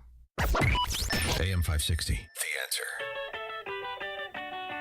All right, coming up on Chicago's Morning Answer. At 7:07, we'll talk to Heritage Foundation's Stephen Bucci about the Trump nominees as it pertains to national security, and also update the situations in the Middle East and Eastern Europe. That's at 7:07. But now let's head into that newsroom. Here once again is Mike Scott. Good morning, Mike. Dan and Amy, a visitation for a fallen Chicago police officer, Enrique Martinez, yesterday, a funeral today. A woman fatally shot in Barrington. Downers Grove police investigate an assault over a Palestinian sweatshirt. University of Illinois health nurses end a 4-day strike. And Palatine police are seeking information in a years-old homicide case. Bears lose a heartbreaker to Green Bay, and the Bulls get crushed by the Rockets. WIND Chicago News Time, 7. Giving Ukraine the green light. I'm Dave Anthony, Fox News. The U.S. has authorized the use of American long-range missiles to be fired deep inside Russia in their war. Ukrainian President Zelensky, who has long been pushing for this, he said overnight the missiles will speak for themselves. Russian President Putin and others in the Kremlin have been warning against the missiles. Why are you saying that could lead to a third world war? That's Fox's Greg Palcott. Now, Russia has hit Ukraine with a missile barrage, killing at least 19 people in Odessa in the south and in a city up north. 2 children are among those who died when a Russian missile hit an apartment building in Sumy in northeastern Ukraine. Dozens were injured and more than 400 people have been evacuated. This happened as Russian missiles and drones pounded Ukraine's energy grid. Officials in the capital called the attack massive. That's Fox's Jonathan Savage. Now, that war is expected to be a topic at the summit of G20 countries in Brazil starting today. President Biden is there. Climate change also an issue they'll address the day after he went to the Amazon rainforest. The fight to protect our planet is literally a fight for humanity, for generations to come. The president also warns, as President-elect Trump plans to focus on more oil and gas drilling, that nobody can reverse America's clean energy revolution. President-elect Trump has nominated FCC Commissioner Brendan Carr to be chairman of the Federal Communications Commission, calling him a free speech warrior. Democrats are planning to put controversial Trump nominees like Matt Gaetz and Robert F. Kennedy Jr. under a lot of scrutiny at Senate confirmation hearings. House Minority Leader Hakeem Jeffries tells NBC's Meet the Press. Is this the very best that America has to offer for a moment like this with so many challenges that we confront? Of course not. Spirit Airlines has landed in bankruptcy, filing for Chapter 11 protection this morning, months after a merger with JetBlue was blocked in court. Spirit's been losing money and the airline's debt's been growing. America's listening to Fox News.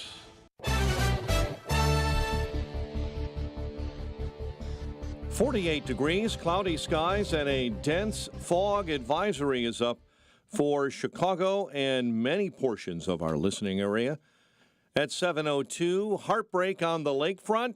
Packers edge the Bears 20-19 at Soldier Field on a last-second field goal block. Cairo Santos lining up for the potential game winner, 46 yards out, but Carl Brooks broke through and blocked it as time expired. Afterwards, Coach Matt Eberflus says it was Caleb Williams who gave him a chance to win. The two plays to Rome and then also the play to Keenan. That's real football there and against a division rival, and did a really nice job putting us in position there. Williams, 231 yards through the air, 70 on the ground. In other news this morning, family, friends, and fellow officers gathered Sunday to honor Officer Enrique Martinez during a visitation service in Oak Lawn. Maria Marmoleos with Gold Star Families. That mom will never be able to hug her son again, so remember that. Those friends will never see his face. His fiance will never walk down the aisle with him. The family did not speak at the visitation, but FOP President John Catanzara has met with the family and says the Martinez family is being held together by brother Adrian, a fellow cop. Funeral service will take place today at St. Rita. A 42-year-old suburban woman was fatally shot Sunday evening in Barrington in the 400 block of West Russell. And police are investigating an altercation at a restaurant after a woman allegedly yelled profanities, slapped a man, and threw coffee on him and his pregnant wife over his sweatshirt that reportedly supported Palestine. The victim, Wasim Zahran, claims the attack was unprovoked. Rockets roll the Bulls 143-107 at the United Center. The Blackhawks surrender 3 goals in the third on Saturday in a loss to Vancouver. They host Anaheim tomorrow. The news, a service of Remke's Garage. Take it to the experts. Take it to Remke's Garage. The shop at Remke's is equipped with state-of-the-art diagnostic equipment and highly trained technicians. Remke's Garage is your Sprinter, diesel, and Toyo tire headquarters. Visit remkesgarage.com and schedule your inspection today. A check of traffic and weather on the way next on AM 560. Dr. Sebastian Gorka reacts to a historic victory. It is, as the president says, a double mandate. Why? Because he blasted through the 270 required for the Electoral College presidential election, but also won the popular vote. America First with Dr. Sebastian Gorka. Afternoons at 3, right before Sean Thompson at 4 on AM 560. The Answer. This is David Hochberg with an emergency mortgage alert. If you're purchasing a new home or refinancing your existing home, you need to call Team Hochberg, your trusted local lender. It finally happened. After 30 long and excruciating months, Fed Chair Powell just lowered interest rates 0.5 point, which means credit cards, car and home equity loans will be lower and less expensive. Most importantly, mortgage rates have dropped to their lowest levels since last February. The past 3 years have knocked out over 60% of our competition, who are back in the mall spinning pretzels and folding underpants. Team Hochberg's weathered the storm and is ready to help you, your friends, and family reduce your rate and monthly payments. If your interest rate is 7 or above, call Team Hochberg now. Not when you get home, not tomorrow, now for a complimentary mortgage review. 855-563-2843 or 56david.com. That's 855-563-2843 or visit 56david.com. Lower.com, equal housing lender, NMLS 1124061. Hey guys, Donald Trump Jr. here with urgent news. The world's central banks are making unprecedented moves, and it's time to pay attention. In 2022 and 2023, they bought more gold than ever before. And now in 2024, the trend is accelerating. Why? Because central banks have lost faith in the dollar. And in these uncertain times, gold is the ultimate safe haven. If you too are worried about the dollar, I urge you to take similar action by diversifying your IRA or 401k into gold with my trusted friends at Birch Gold Group.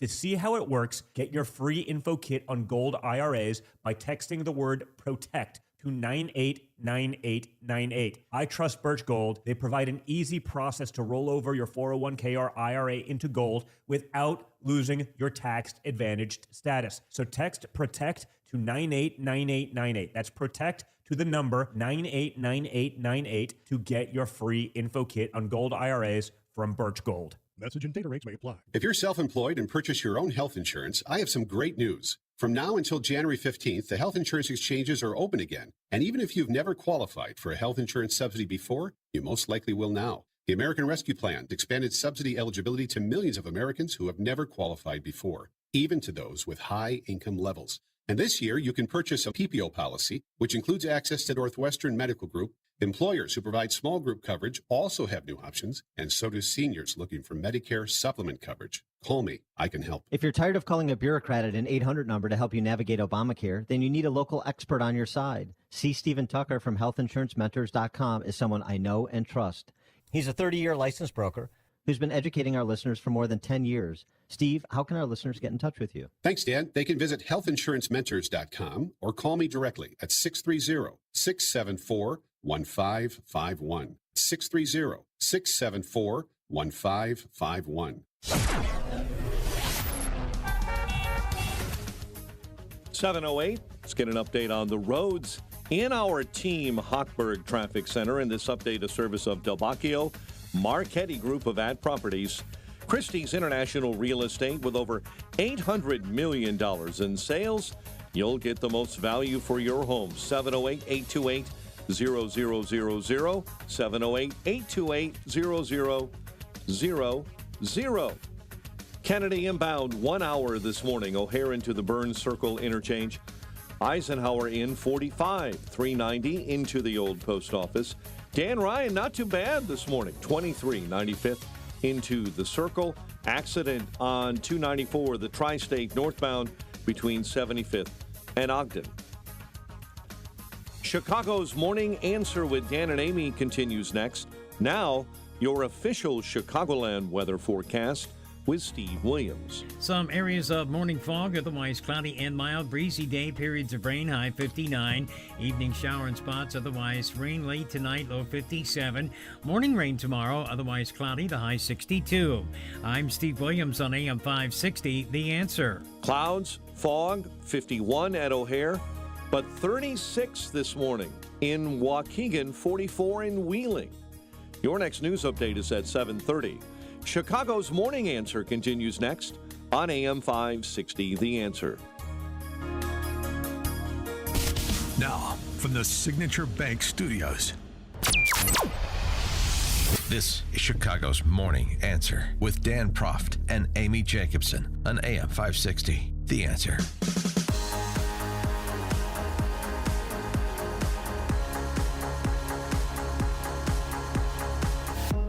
Top of the morning, Dan and Amy talking about Trump's cabinet nominees, the national security space. Both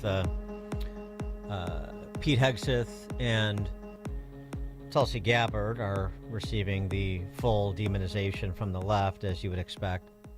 And DOJ has a national security role too. So of course, Matt Gaetz. We'll get to them all. But the one thing we didn't talk about earlier, when we were talking about his nominees, specific to Pete Hegseth for DOD, was this story that came out about a settlement for a civil sexual harassment claim that Hegseth entered into back in 2017, paying an undisclosed amount to a woman who accused him of sexual assault, an encounter which he maintains was consensual.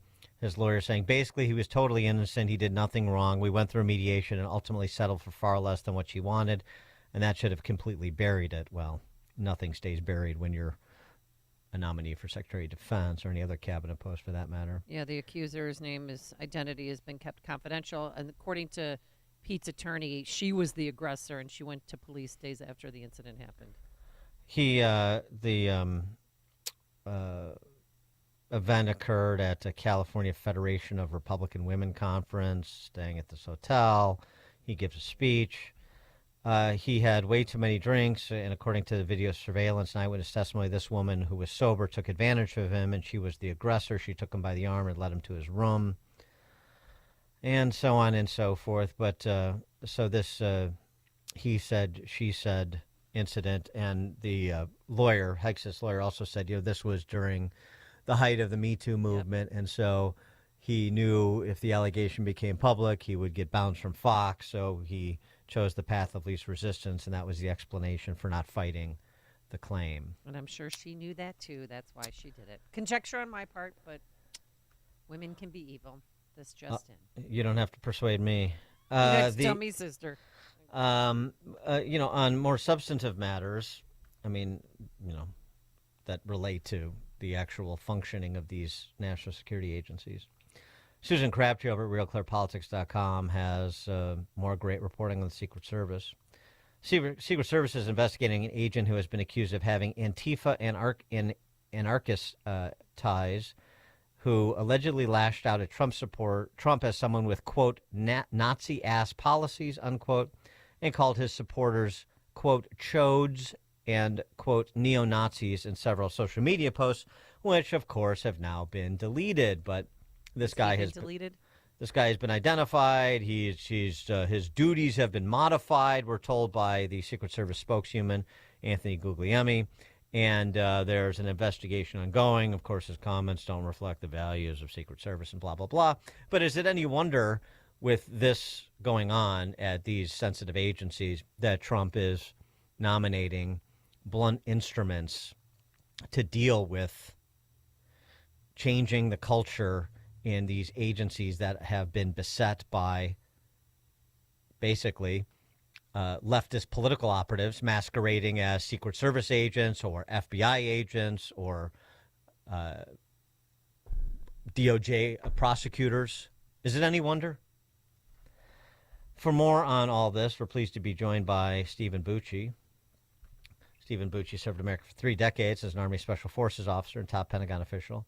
Now a visiting fellow in the Heritage Foundation's Allison Center for Foreign Policy Studies. Stephen, thanks for joining us as usual. Appreciate it. It's always my pleasure to be on the show. Thank you for having me back again. So what's your take on Hegseth? Well, Pete is a smart guy. He's a capable guy. The only thing, all this, his personal life stuff, look, we got a lot of people with messy personal lives in government serving well. If you disqualified everybody who had something that you thought was messy, nobody get to serve. But that aside, just looking at his qualifications, could he do the job of SecDef, the big, top of the heap, visionary kind of job? Yeah, I think he could. The only part that I think they're going to have to do is they're going to have to find him a good deputy secretary to help run the building, because that's where he's really going to run into the internal resistance. And it's too big and complicated an organization to say, okay, everybody who disagrees with me or who gives me resistance, I'm going to fire.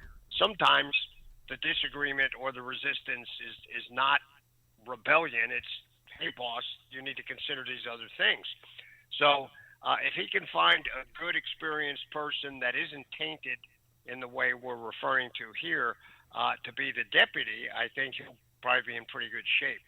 Now, this personal stuff, we all knew that everybody that Trump nominated, unless he nominated some left-wing Democrat for something, which is not really going to happen, they were going to get this kind of resistance. If they can't resist on facts, they're going to resist on all these ad hominem attacks, and I think we're going to see more of it as we go through the nomination process. Yeah, it's not disagreement. That's not the issue, right? It's derailment. It's that you have people in these agencies that are actively hostile to whatever decisions are made. And, I mean, as you know, being a military man, I mean, you can have disagreements and you can have debates, and that's all well and good. But once the boss has made the decision, that's the direction we're going. That's what's supposed to happen, not just in the military, by the way, but in the rest of the federal government. Right. That is kind of the rule. However,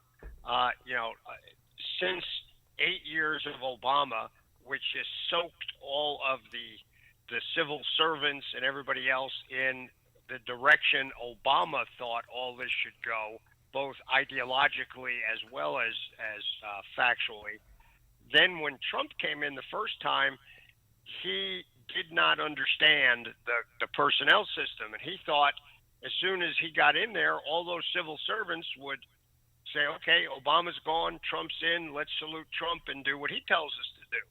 And that's not the way it happens. You have to get your politicals in there to help turn the ship of state in the new direction. He was never able to do that sufficiently. In a couple agencies he did, but that was not the norm. So you had essentially 4 years of these folks who had burrowed in under Obama far more than in any other case. Burrowing in is when federal politicals transfer over and become career civil servants, so they stay there even though their political boss is now gone.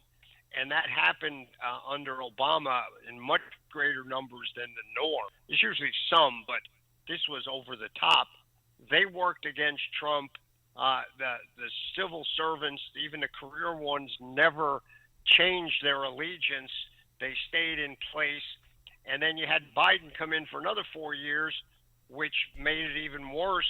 Now Trump is coming in, having to fight against what is essentially 16 years of people in place who think differently than he does, to the point of thinking resistance and disobedience is okay. And that's wrong. So it's going to be a tough fight. We all celebrated on the 6th of November, but man, that was just the starting bell. The fight is going to go on now. It's going to be tough. The Dems are desperate, so they're going to fight even harder and probably dirtier than they have before. And we just need to expect it and answer it effectively. You don't necessarily have to be as crappy as them, but you got to fight it effectively, and that means really pushing hard. Well, the other thing, too, is, I mean, just on the Pentagon and the administration of the Department of Defense, I mean, the timing of this couldn't be any better, to speak to Trump's point. Pentagon fails 7th audit in a row, but hey, they say progress is being made. You failed 7 audits in a row. It would not happen in corporate America. They can't fully account for the $824 billion budget at the Pentagon. And so, all these guys that are resisting or that are spending all their time on, assessments of Pete Hegseth, why don't you run your show and inspire some confidence, both on the national security side, like the planning and execution of a withdrawal from Afghanistan, and also on the dollars and cents side, like you actually know how to manage a budget and run an agency. Yeah, that, especially when they're attacking Hegseth as not having the chops to do that. Yeah, right. It's like, well, you guys clearly don't either. So if you can't do it and you've been in there all this time, why is it a disqualifier that this new guy is coming in and you say he doesn't have that experience? Well, you guys should have had it by now, and you clearly don't. So that that's, you're throwing rocks inside a glass building. Well, with respect to both Hegseth and folding in Gates here, too, and Gates may fit this description even better than Hegseth, what about the idea that, look, if you want a blunt instrument to bring accountability to these sclerotic agencies that are going to be very resistant to change and have a lot of inertia in their direction, it's better to have somebody that comes in with no allies, or virtually no allies, other than you and your senior management people that you were talking about, the leadership team that you put together around the secretary, because you can't worry about your reputation. You can't worry about sort of this is a stepping stone to something else and do the job that it seems pretty clear Trump wants you to do. So having fewer allies, certainly within the layers of bureaucracy, the middle management of DOJ and the middle management of DOD, may be better. That's possible, but boy, I tell you, it does get lonely when in those big organizations. You do need some help there. No question. Besides just a couple of people around you. So I hear what you're saying, and you're right. You're not, if you come in with the mandate from the president to, kick backsides and take names, you're not going to have a lot of friends, because everybody's going to feel threatened, and they're going to think, well, wait a minute, this is the Vindman syndrome, right? The two brothers, now one of them's a darn congressman, that thought, well, look, we're lieutenant colonels, and we're the experts, so the president, if he doesn't listen to us, let's tout him out to an impeachable offense. What a bunch of crap. That's not the way it works, gentlemen. You are lower level minions. You're supposed to, you can make recommendations, and the leadership, the decision makers evaluate it, and then they make the call. And if it's different, you are supposed to either salute and move out or pack up your bags and leave in resignation because you don't feel you can follow the order. But to stay in place and be an insurgent against the person that the American people has elected is unacceptable, should not be tolerated for even a day. And to do that, you got to have some pretty tough people in leadership running those departments. And that seems to be what President Trump is serving up. Stephen Bucci, I wanted to ask you about Biden. We've learned over the weekend that he authorized Ukraine to use U.S. long-range missiles to strike inside Russia. Do you think that this is going to change the course of the war? It will put a lot more pressure on Russia. Putin is going to be thumping his chest and saying, well, this means X, as he's done, frankly, since about the first week of the war. And it hasn't changed anything. So I would not, I'm not saying just dismiss Putin as a threat. He's got a lot of stuff. It will be dangerous, but we shouldn't clutch our pearls and swoon because Vladimir Putin says, well, if you do that, then I'm going to do this, because he hasn't backed up anything he said towards anybody else the entire war. So we'll see where it goes, but it will definitely add an element within Russia, putting a lot more pressure on Putin with his domestic constituencies. What did you make of Zelensky's sort of signaling that he expects that Trump will help bring a more expeditious end to this war? Was that Zelensky indicating he's willing to negotiate and under certain conditions? I think that is what it's saying. Whatever Trump said to him in their conversation gave him some level of comfort that Trump's not just going to, cut and run. He's going to bring an end to this thing. And I think he may have explained the truth to Mr. Zelensky that may involve them making some sacrifice. I wanted to get your take. We haven't paid as much attention to this, but it's important, and it factors into the relationship with Xi and the Chinese Communist Party. I'm talking about America's and Trump's. So this week, 45 democracy activists will be sentenced on charges of conspiring to commit subversion for trying to organize a primary election. And then the trial of former Apple Daily publisher Jimmy Lai resumes, who's this, for those who've forgotten, this sort of Solzhenitsyn-like dissident in China. This seems to me like an opportunity for Trump to really be, I think, the beacon of freedom internationally that he wants to be, to press Xi on the release of pro-democracy protesters and specifically Jimmy Lai. Yeah, I think it is an opportunity to do that. Whenever we have a leadership transition like we're having right now in the United States, particularly one as stark as Biden to Trump, I think it's time to try and push some of those buttons, particularly with these dictators like Xi. Look, Xi knows Trump is going to come at this completely differently. He is not going to sit there, looking for an envelope to get handed to him or to some family member. He is going to be doing what he thinks is in America's interests, and that, I think, gets Xi's attention. Because if he doesn't, if Xi believes he doesn't think he can influence Trump in the way he's influenced the Biden administration, he's going to have to adjust his game plan. And I think that's already going on. It's going on in a lot of places. And hopefully will have some beneficial effect. I think it will, just as long as the idiots who are in office right now don't screw things up too much between now and January 20th, or put into place stuff that, will take us a year and a half of court cases before Trump can do what he really believes we should be doing. Because Trump's instincts are good on the international field. I mean, frankly, way better than all these folks that consider themselves experts.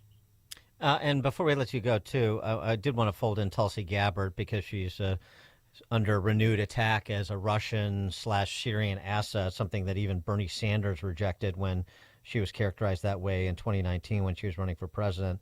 But your reaction to that, based on what you know about Gabbard? That's nonsense. She isn't anybody's agent. Look, I don't agree with everything Tulsi Gabbard pushes with regard to foreign policy, but there's no way she's a Russian agent any more than President Trump was a Russian agent, or any of the other former Trump people in the last administration that got tarred that way. That is a complete fabrication. It was proven to be a fabrication multiple times, and now they're just dragging it up again and applying it to Tulsi. Look, you don't have to agree with her, but she is not a Russian agent or anybody else's dupe. She just has very strongly held opinions that are not always mainstream. Get used to it. That's what, as they say, elections have consequences. Stephen Bucci served America for 3 decades as Army Special Forces officer and top Pentagon official, visiting fellow at the Heritage Foundation's Allison Center for Foreign Policy Studies now. Stephen, thanks as always. It's my pleasure. Thanks, guys, and we'll talk to you next week. All right, thank you. And he joined us on our turnkey.pro answer line. This is the morning show more Chicago radio listeners are choosing. This is Chicago's Morning Answer on AM 560. The Answer. Signature Bank is Chicago's fastest growing independently owned business bank. It's a bank where relationships still matter.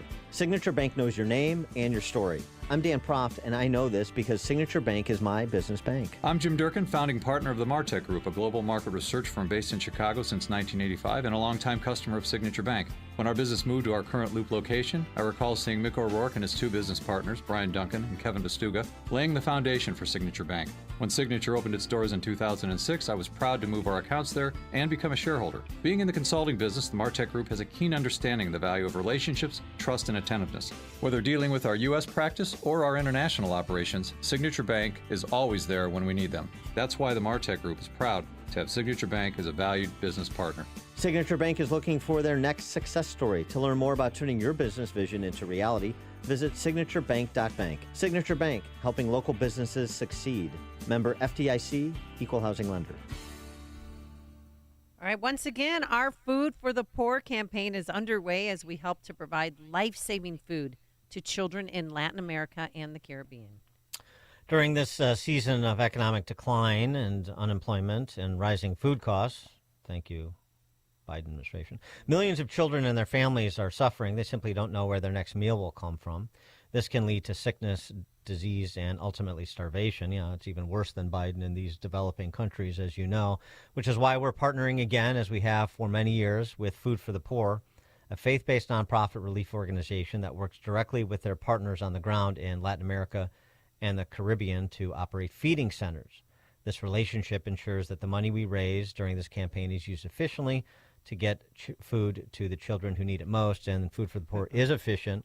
A 5-star rating with Charity Navigator, and 90+% of the money raised goes directly to providing food and water to those in need. Yeah, and they've been doing this kind of work, Dan, for 40 years in 17 countries just around the world, and we're asking for a one-time gift of $50. $50. That can feed one child for an entire year and provide access to clean water for their entire community. Think about that. And for a gift of $200, you can feed 4 children for 1 year. That's the impact your gift can have. And if you're a business owner or you make the marketing decisions for a business, consider becoming a business benefactor. Those who listen to this show are familiar with the program. Just make a tax-deductible gift of $2,500 to Food for the Poor. And we at AM 560 will give you, your business, 40 one-minute commercials to air on this station, prime broadcast hours, Monday to Friday, 5 a.m. to 8 p.m. It's the best marketing deal in all of Chicago radio, and at the same time, you'll be providing life-saving food for more than 50 children in Latin America and the Caribbean. To become a business benefactor, you just call our general sales manager. Her name is Ann Jeanette. She's very nice. Her phone number is 847-472-8951. Again, to become a business benefactor, and that's your businesses who we really rely on to meet our goals with Food for the Poor, call Ann Jeanette at 847-472-8951. AM 560, The Answer. All right, coming up on Chicago's Morning Answer. We'll talk to David Harsanyi more about the politics on the Hill around the Trump cabinet nominations. That's at 7:37. Now let's hop into that newsroom once again. Here's Mike Scott. 7:32 is our time. 50 degrees outside, but the dense fog advisory is up for much of our listening area. President Biden apparently giving the green light for Ukraine to strike inside Russia with U.S.-made long-range missiles. Comes after news of North Korean soldiers arriving at the front to fight alongside Russia. House Speaker Mike Johnson defending some of President-elect Trump's more controversial cabinet nominations, at least in the eyes of some. People have believe, and what they've delivered with the mandate in this election is a demand that we shake up the status quo. It's not working for the American people. Johnson on CNN's State of the Union. Final evacuation warnings for the mountain fire in California's wind-whipped Ventura County have been lifted. Over 240 structures were destroyed.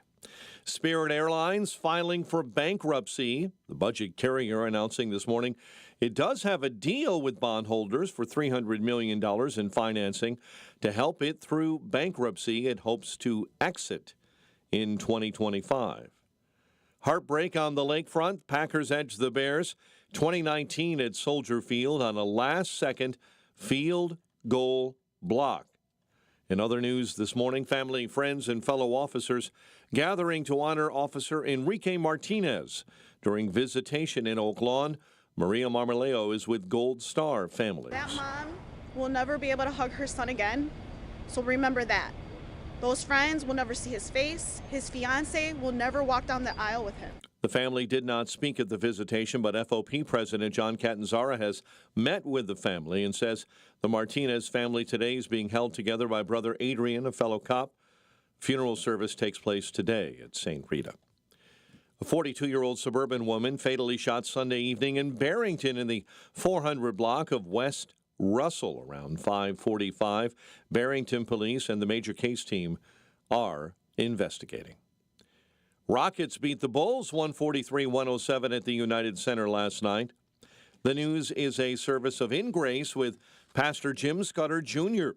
Now heard Sunday morning at 7:30 on AM 560. Tune in and find hope each Sunday morning right here on AM 560, The Answer. A check of traffic and weather on the way next on AM 560. German pastor Dietrich Bonhoeffer joined a deadly plot to assassinate Adolf Hitler during World War II. And now his story of risking his life to save others is coming to theaters November 22nd. Win a trip to New York to meet Bonhoeffer scholar Eric Metaxas and see a Broadway show by entering today at 560theanswer.com/NYC. That's 560theanswer.com/NYC. And get your tickets today to see Bonhoeffer, Pastor, Spy, Assassin in theaters November 22nd. Balance of Nature's fruits and veggies supplements, changing the world one life at a time. I love it. Everything that people say on the television about it is absolutely true. As a matter of fact, my boyfriend gave him some of my Balance of Nature. He went and bought his own now. I've been taking it for a pretty good while now, and I really like it. It makes me feel really good. I feel like I'm taking a product, that's not some kind of gimmick. I've been a very happy customer. I think it's wonderful stuff. Celebrate this season with Black Friday savings all month long. Call 1-800-246-8751 or go to balanceofnature.com and sign up as a new preferred customer to get 50% off your first preferred set with free shipping and our money-back guarantee. That's 1-800-246-8751. Don't miss out. Go to balanceofnature.com or call 1-800-246-8751 and get this exclusive Black Friday offer by using discount code CHICAGO. So the body knows that it needs to heal itself, but it doesn't know how to concentrate it and target it into just one area. So that's where we come in. By we, Dr. Ashley Caravelli means the nation's leader in regenerative medicine, QC Kinetics. We put in those treatments, then it sends out like little signalers to your body. We're able to make the body focus on the areas that need the most healing. QC Kinetics has gathered brilliant medical minds like Dr. Caravelli and Dr. Mitchell Scheinkup, a pioneer in the field of regenerative medicine. to lead the way in these innovative pain treatments. So at QC Kinetics, we have a whole team working nationwide with cutting-edge research to reach our patients and treat them and know that surgery is no longer their only option. The consultation is free. Find out if you're a candidate. Call QC Kinetics today. Call QC Kinetics, 312-809-5955. That's 312-809-5955. 312-809-5955. For anyone with everyday aches and pains, I've got a question. What are you missing out on? Probably a lot. So let me tell you about Relief Factor. Relief Factor is a drug-free daily supplement that helps your body fight pain naturally. It doesn't just mask pain, it helps reduce or even eliminate it. In about 3 weeks, you'll discover what it's like to feel better. Go to relieffactor.com or call 1-800-4RELIEF and save on your first order. That's 1-800-4-RELIEF. Hi, Rhett Rasmussen of BestHotGrill.com. Step up your grilling game with our Solaire portable infrared grills. Our compact everywhere is a favorite of RVers and trailer pullers. Solaire infrared provides the quick sear for bar marks and texture needed to properly finish sous vide. Use a portable alongside your larger conventional grill to create an instant sear zone and more juicy and flavorful food. Learn more at BestHotGrill.com. Affordable, powerful, portable infrared grills at BestHotGrill.com. Is thinning hair or a receding hairline making you self-conscious? Try Hair Grow from New Nordic. Stop feeling embarrassed about thinning hair and start feeling your best with Hair Grow. 7:38, let's get an update on the roads. Team Hochberg Traffic Center time, a service of almostfreeteeth.com. What if you could save an average of 90% for dental implants and get 100% of your smile back with the Blue Cross Blue Shield, PPO, or FEP? It's possible. Check if you qualify, almostfreeteeth.com. Kennedy inbound 1 hour. O'Hare into the Burn Circle interchange. Ike in 52 into the old post office. The Reagan I-88, you've got an exit ramp closed due to a rollover crash. That crash is for eastbounders on 88. It's the off-ramp to the northbound Tri-State 294. Chicago's Morning Answer with Dan and Amy continues next. AM 560 Weather Center forecast. Cloudy, mild, heavy fog in the area this morning. Rain this afternoon, high 59. Currently 52 at O'Hare, but fog and 37 in Waukegan. Your next news update is at 8. Chicago's Morning Answer continues next on AM 560 The Answer. Now, from the Signature Bank Studios. Only the biggest stories, only the biggest guests, and only the biggest opinions. This is AM 560, The Answer. Top of the morning, Dan and Amy. More fallout from Trump's election, specifically Trump. Maybe you throw in Republican majorities in the two chambers, but it's really about Trump, of course. I'm talking about reaction from the left. Like, for example, this teacher, grade school teacher in Connecticut, who was fired from her job for threatening to kill Trump supporters. Yeah, that's a good move. And she decided to do a local news interview to explain herself and try to refurbish her reputation. See how you think that went. If you voted for Trump, literally, please delete me, block me, get rid of everything of me, or step to me so that I know what's up and then I can handle you how I see fit. Just because you won doesn't mean we don't remember who the blank you voted for.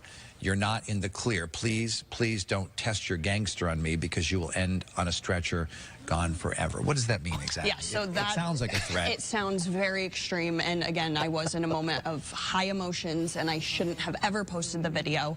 But what I really, the message I was trying to get across, and it came off very wrong, was, you know, if this is going to give people the almost permission in their minds to enact violence against women or anybody, I wanted to basically just say, like, I'm not going to go down without a fight. I mean, you know, it's my life's dream to be a teacher.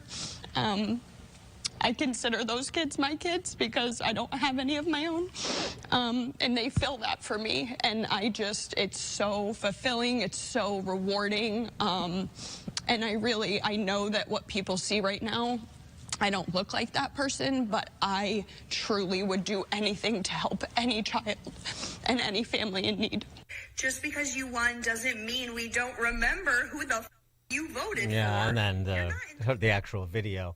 Yeah. Would you help any family in need that voted for Trump? Just a follow-up question. With no kids of your own, are you also part of the 4B movement with Whoopi by any chance? There's a good example of somebody who should not be around kids. Well, she can't control her emotions, and that's what you teach children, in part, to try and control your emotions. I mean, she made an actual death threat against people who voted for Trump. We have a lot of grown-up children in America, unfortunately. Here's another example. Okay. And again, the interesting thing about these videos that people post, one is that they would have this kind of unhinged reaction to not getting their candidate of choice elected. Two is they would choose to film themselves having these core meltdowns. That's the thing that's the most, you have to pay attention to me. The thing that I fear the most is just losing relevance, or the thing I seek the most is relevance. Probably most of these people don't actually have it. Here's a woman with a 2-week delayed reaction when it comes to her dating life, and she's afraid now. She fears using dating apps because it's possible she could unknowingly communicate, much less go out with, somebody who voted for Trump. Don't say it. And it's horrifying. I'm having a delayed reaction, but I just realized that I'm too scared to use dating apps now.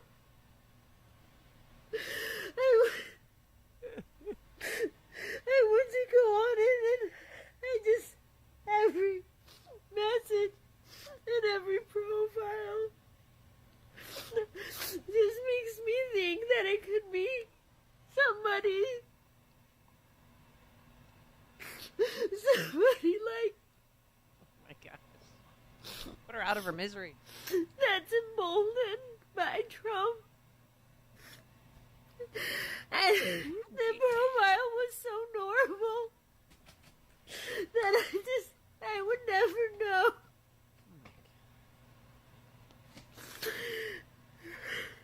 By the way, that woman, I would guess, is somewhere between 40 and 50 years old. I know. Oh, you're right. I did see the video. I mean, people got to get a hold of themselves. One woman's getting a divorce from her husband because she found out he voted for Trump. I think there's other reasons there. Other women Lucky are shaving their heads because that's a good look, ladies. And then there's these blue bracelets people are wearing to, we're on the same team. There is a new institution that has been stood up where people like that Connecticut teacher and the woman crying about the dating apps can reside to wait out the Trump years if they can't afford that cruise, that 4-year cruise at $300,000 a person to circumnavigate the globe while Trump is president. There's a new institution. Are you distraught after the recent presidential election? Here at Don't Cry Cryo, we understand your pain, and we're here to help. Our expert team of cryogenic care providers can cryogenically freeze you until the Trump presidency has ended. No more crying, no more anxiety attacks, just blissful sleep until Trump is gone. When you awaken from your slumber, we'll even have a party ready and waiting for you. It will be like his presidency never even happened. It was all just a bad dream. As an added bonus, you can choose the Vance add-on package. We'll extend your sleep for an additional 4 years at a 50% discount in the event J.D. Vance wins the next presidential election. Everything will be okay. We're here to take care of you in your time of need. So remember, don't cry, cryo. I think that's a good business idea. I really do. I think that's a business that solves a problem. Put them all to sleep next to Walt Disney. For more on this, because he did write a column, this was the segue to a column that David Harsanyi wrote to Democrats, stop being weird if you want to win. Well, they can't stop. David Harsanyi, senior writer for the Washington Examiner, he's got a new book, The Rise of Blue Anon, How the Democrats Became a Party of Conspiracy Theorists, which is available tomorrow, so pick that up. David Harsanyi, thanks for joining us. Appreciate it. Always a pleasure. Thanks for having me. I don't think they're taking your advice about not being weird anymore. Yeah, I felt bad for that last woman. I it seems like she's not well. No. Yeah. What was your I first think clue? I think a lot of it, honestly, I'm not just trying to sell my book here, but I think a lot of these people believe conspiracy theories about the world. They actually think that, Trump fans are fascist and that Handmaid's Tale is coming and that, the Nazis are about to take over. So when you make your life when politics becomes such a central point of your life and you believe all this stuff, you're going to be led astray, I would say. Right, but also too, it just the emotional reactions are one category of weirdness. The other response, we were talking a little bit earlier in the show, is for one of the self-appointed leaders of the resistance, Illinois Governor J.B. Pritzker. Over the weekend, essentially, he has focused on these issues. He's very worried about Trump imposing mandatory prayer in government schools. He's very worried about Illinois being negatively impacted in terms of abortion tourism by the Trump administration tracking women going from one state to another to get an abortion. And he also is celebrating Trans Awareness Week, which kicks off this week. I don't know if you knew.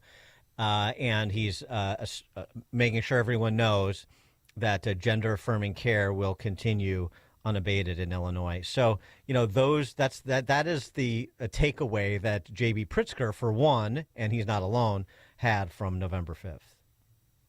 Yeah, all of a sudden, all these governors are very interested in federalism when, only a few weeks ago when they thought they were maybe going to win, they wanted to, they came up with all these plans to impose themselves on everyone. Gender-affirming care is just such a vile and, term. It's a euphemism that literally says the opposite of what it means. And whenever I hear it, I just cringe thinking about it. And I do believe many people find it weird.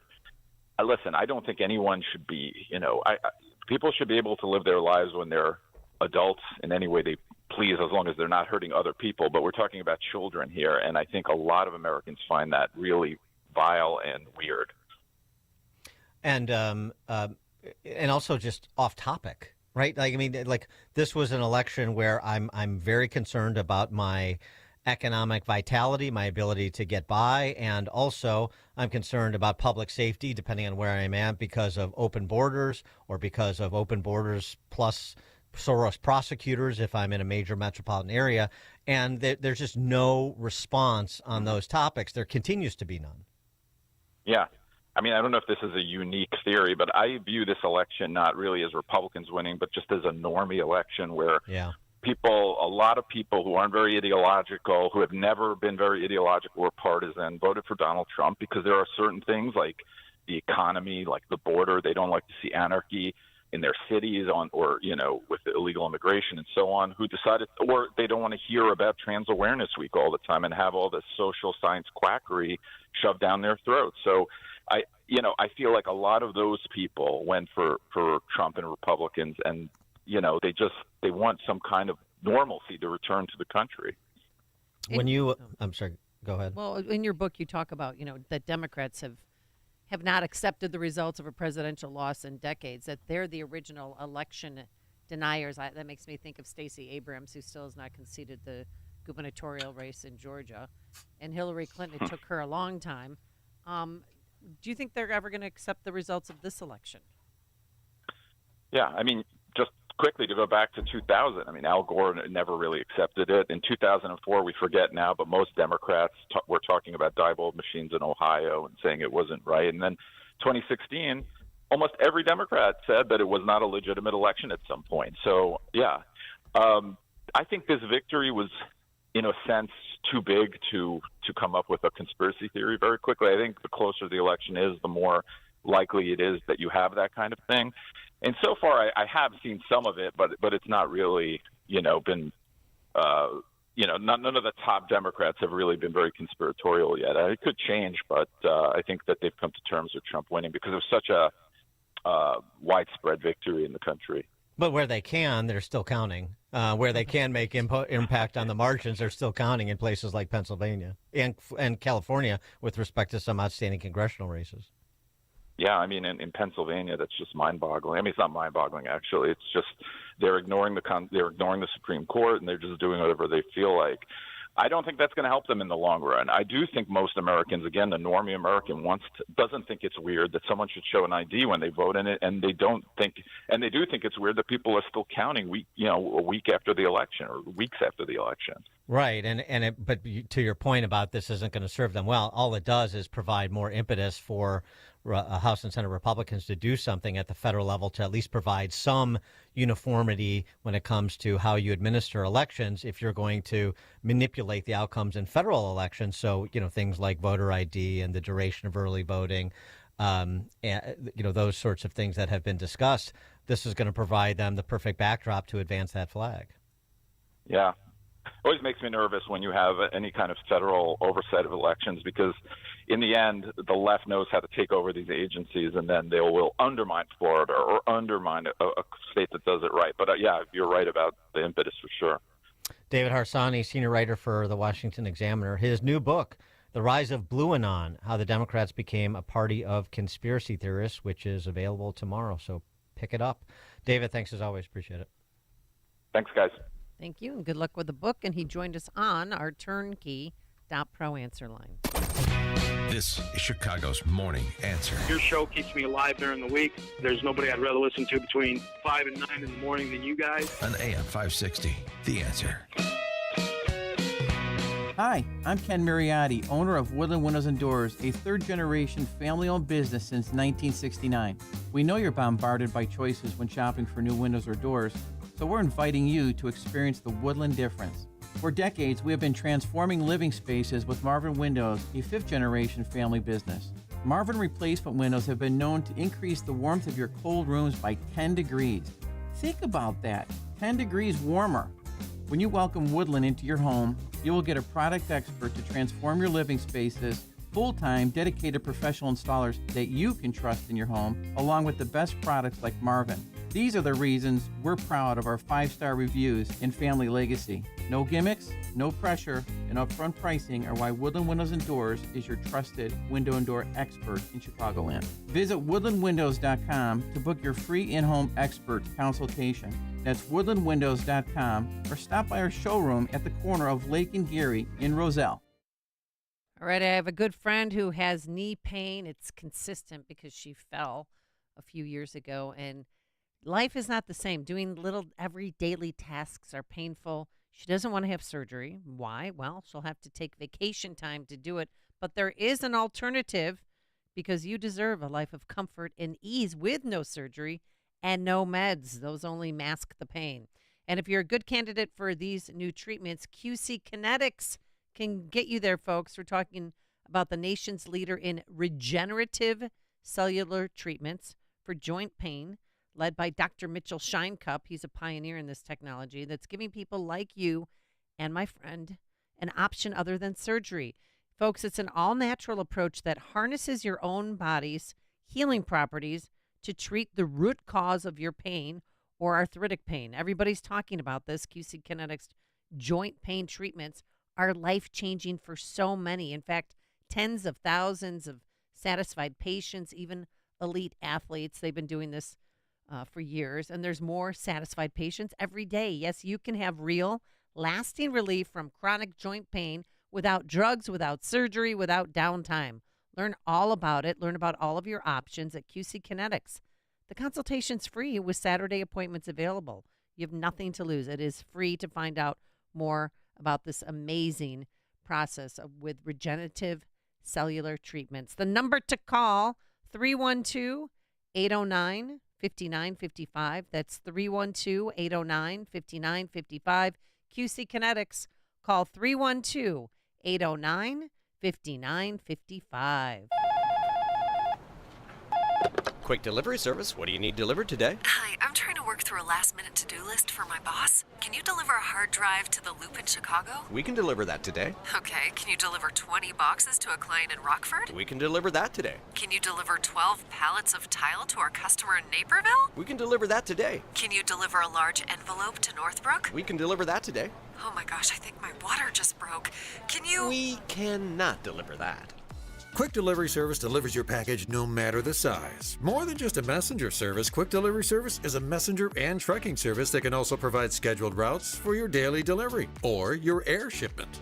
Trucks are equipped to handle the load and provide ground-level service for same-day delivery. The Quick Delivery Service team of safe, licensed professionals can provide quick door-to-door service for your special delivery. QuickDelivery.com. That's QuickDelivery.com. We deliver that today. But we don't deliver this. All right, our Food for the Poor campaign for 2024 is underway, and we hope to provide life-saving food to children in Latin America and the Caribbean, during the season of economic decline and unemployment and rising food costs. Thank you, Biden. Millions of children and their families are suffering, and they simply do not know where their next meal will come from.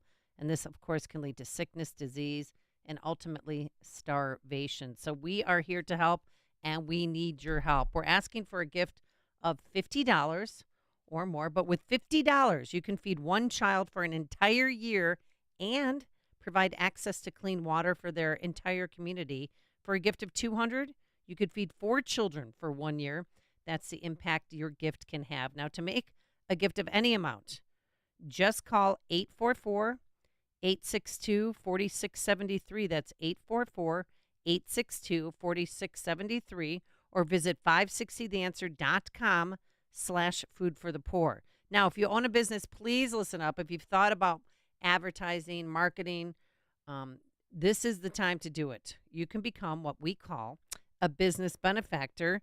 Just make a tax-deductible gift of $2,500 to Food for the Poor, and AM 560 will give you 40 one-minute commercials to air on the station Monday through Friday. Folks, it's the best deal in all of Chicago radio, and at the same time, you'll be providing life-saving food for over 50 children in Latin America and the Caribbean. To become a business benefactor, just call Ann Jeanette, 847-472-8951. That's 847-472-8951. And we thank you in advance for your generosity. AM 560, The Answer. All right, coming up on Chicago's Morning Answer. We'll talk to Tyrone Muhammad, who's the founder of Ex-Cons for Community and Social Change. I know Tyrone a bit. Talk a little bit about whether or not the revolt against the political power structure in Chicago, Illinois is real. That's at 8:08. And Mayor Brandon Johnson just doesn't get it. We'll explain, but now into the newsroom we go. Here is Mike Scott. 2 killed, 12 shot in Chicago weekend violence. The Bears lose to Green Bay. WIND Chicago News Time, 8 o'clock. It's one of his last gatherings with world leaders. I'm Dave Anthony, Fox News. President Biden at the summit of G20 nations in Brazil. There was no red carpet rolled out for him. There was a red carpet rolled out for Chinese President Xi when he arrived. China's Brazil's largest trading partner, like most of South America. Fox's Lucas Tomlinson is in Rio de Janeiro, where one issue at the summit will be trying to end Russia's war in Ukraine. Biden has signed off on a limited counterstrike, allowing Ukraine to use American missiles with a range of up to 190 miles. The goal is to hit North Korean and Russian soldiers in the Kursk region, and only this area inside Russia where Ukraine launched its incursion back in August. A Russian lawmaker warns the U.S. is risking World War III, while Russian missile strikes in Ukraine have killed at least 19 people in the cities of Sumy and Odessa. President-elect Trump has nominated who he calls a free speech warrior to lead the Federal Communications Commission. Brendan Carr is already an FCC commissioner and posted on X, "We must dismantle the censorship cartel." Meanwhile, as Democrats vow to put other Trump nominees under scrutiny in confirmation hearings like Matt Gaetz and Robert F. Kennedy Jr., Fox's Bill Malugin reports from near the Trump estate in West Palm Beach, Florida. The president-elect is still mulling who to pick as Treasury Secretary. Some new names are starting to float around for possible consideration. The New York Times reporting Kevin Warsh is one of those new names. He's a former Federal Reserve governor. They report he's going to be meeting with Donald Trump at Mar-a-Lago this week. Another new name, Mark Rowan. He's a Wall Street billionaire. Then you had the other two candidates we've been talking about, Howard Lutnick, the CEO of Cantor Fitzgerald, and then investor Scott Bessent. Spirit Airlines is still flying, but filed for bankruptcy this morning, months after a merger with JetBlue was blocked in court. Spirit says guests can continue to book and fly without interruption and use all tickets, credits, and loyalty points as normal. Spirit's been dealing with competition from major carriers and a glut of flights on its leisure routes. That's Fox's Ginny Casola. Spirit also racked up a lot of debt. America's listening to Fox News. In Chicago, 50 degrees. Gray skies and still some heavy fog in the area at 8:02 on AM 560. The Answer. Good morning. I'm Mike Scott. Family, friends, and fellow officers gathered Sunday to honor Officer Enrique Martinez during visitation at Oak Lawn. Martinez was killed during a traffic stop in the East Chatham neighborhood November 4. Eugene Roy is a retired chief of detectives. These officers watched their friend, their colleague, die in front of them. They're scarred for life. They're going to carry that with them for the rest of their life. But you know something? They're going to be back out there the next day protecting you. A funeral service will take place today at St. Rita. Gun violence across the city of Chicago this weekend has left 12 people shot, including 2 fatalities. A 42-year-old suburban woman was fatally shot Sunday evening in Barrington, the 400 block of West Russell Street, around 5:45. The Barrington Police Department and major case team are investigating. Bears are on a 4-game losing streak after a 20-19 loss to Green Bay at Soldier Field, Minnesota, next Sunday. Rockets roll the Bulls 143-107 at the United Center. The news, a service of almostfreeteeth.com. What if you could save an average of 90% for dental implants and get 100% of your smile back? With a Blue Cross Blue Shield, PPO, or FEP, it's possible. Check if you qualify, almostfreeteeth.com. 8:03, time for the AM 560 Business Beat, a service of Signature Bank. Visit signaturebank.bank for all your commercial banking needs. Now the latest from the Fox Business Network. I'm Elizabeth McDonald, and this is the Fox Business Report. Spirit Airlines has filed for bankruptcy reorganization. Spirit says it will continue to fly and honor tickets, credits, and loyalty points, though its stock is being delisted from the NYSE. Shares will continue to trade over the counter through the Chapter 11 process. Morgan Stanley is anticipating earnings growth will continue into next year and says the S&P 500 could jump as high as 7,400. The S&P closed Friday at 5870. Samsung Electronics shares up 6%. The tech giant's buying back $7 billion worth of stock. Beauty brand CoverGirl is getting its own makeover. The Wall Street Journal says it will turn to social media influencers, and Coty now has TikTok content development studios. That's your Fox Business Report. I'm Jenny Cosola, invested in you. 8:05 and a check of traffic and weather on the way next on AM 560. Charlie Kirk sees the hard work pay off. I just want to say the gratitude people are showing me. I feel weird when people say, Charlie, congratulations. I'm like, man, I didn't get married. The country is saved. This is your victory as much as mine. You know what I mean? This is a victory for every human being on the planet. This is good for Ukrainians right now that are getting mowed down. We knew what we were doing the whole time. Donald Trump, everybody, is president-elect. The Charlie Kirk Show. Afternoons at 1, right before Sebastian Gorka at 3 on AM 560.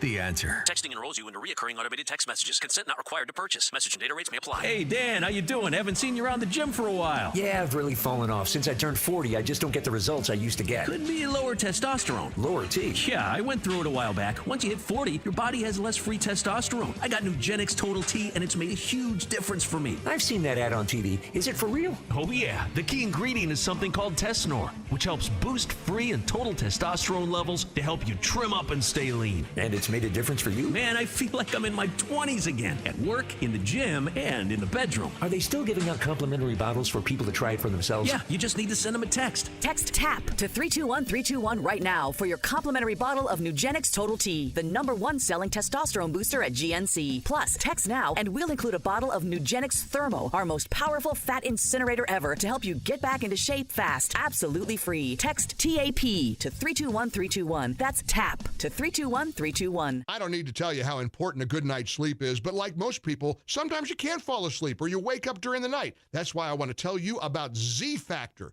Z-Factor is a 100% drug-free way to help you fall asleep faster, sleep longer, and sleep better. Z-Factor is from the makers of Relief Factor. Now, Z-Factor uses a formula of 4 all-natural ingredients to calm your mind and relax your body so you ease into sleep faster and sleep through the night. Just ask Maureen G. She said, quote, this product broke a 15-year nightly cycle of lying in bed for hours before falling asleep, unquote. Or Bernard K., who said, it cut down significantly the amount of times I wake up. Rediscover the joy of a great night's sleep. Just like Barbara, who called it the best sleep I ever had. Try Z-Factor from Relief Factor and save 46% on your first order. Just go to ReliefFactor.com to order, ReliefFactor.com, or call 800-4-RELIEF. That's 800-4-RELIEF for Z-Factor. Hey guys, Donald Trump Jr. here with urgent news. The world's central banks are making unprecedented moves, and it's time to pay attention. In 2022 and 2023, they bought more gold than ever before.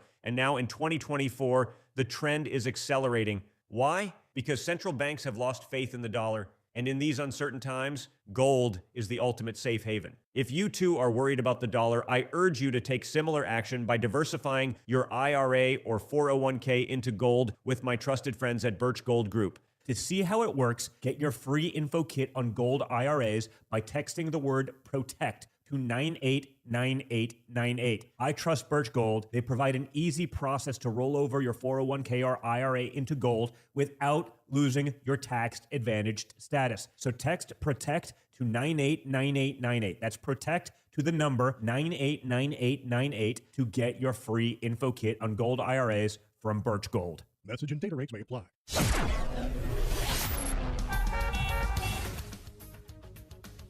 It is 8:08. Let's get an update on the roads. Team Hochberg Traffic Center time. And this update is a service of Trim Light Chicago. Don't let hanging holiday lights get you in a Scrooge mood. 'Tis the season to save time, money, and energy with permanent programmable holiday lighting for your home. Get your free quote today, trimlight-chicago.com. And on the Kennedy, 65 minutes O'Hare into the Burns Circle interchange. Ike in right now, 1 hour, 390 into the old post office. DuSable Lakeshore Drive, tap of the brakes, northbound 18th to Monroe. Slow traffic on I-90. That's the Jane Addams eastbound between Meacham and Route 53. Chicago's Morning Answer with Dan and Amy continues next. AM 560 Weather Center forecast with Steve Williams. Mostly cloudy, mild, some fog this morning, becoming breezy this afternoon with some rain, high 59. Evening shower in spots, otherwise rain late, low 57. Occasional morning rain tomorrow, otherwise clouds and breezy, high tomorrow 62. I'm Steve Williams on AM 560, The Answer. 52 at O'Hare, cloudy and 55 at Midway, 53 in Aurora, fog and 37 in Waukegan. Your next news update is at 8:30. Chicago's Morning Answer continues next on AM 560, The Answer. Now, from the Signature Bank Studios, this is Chicago's Morning Answer with Dan Proft and Amy Jacobson on AM 560, The Answer.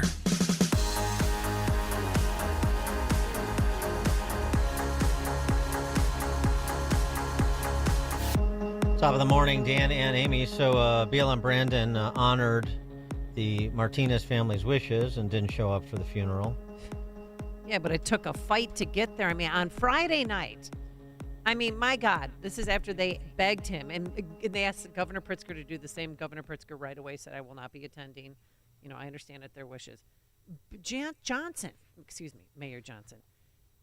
he was defiant. He said the mayor of Chicago will attend all honors funeral services for every police officer, firefighter, or EMT who loses their life in the line of duty. And that is the mayor's honor, to support the officers of the entire Chicago Police Department, especially in moments of grief. So Enrique Martinez's family was held a press conference. They were going to beg him not to come. They couldn't do it. They broke down. They couldn't make it there. So they sent their friend. Here, his name is George. Enrique Martinez's family called me up this evening and said they could not do this.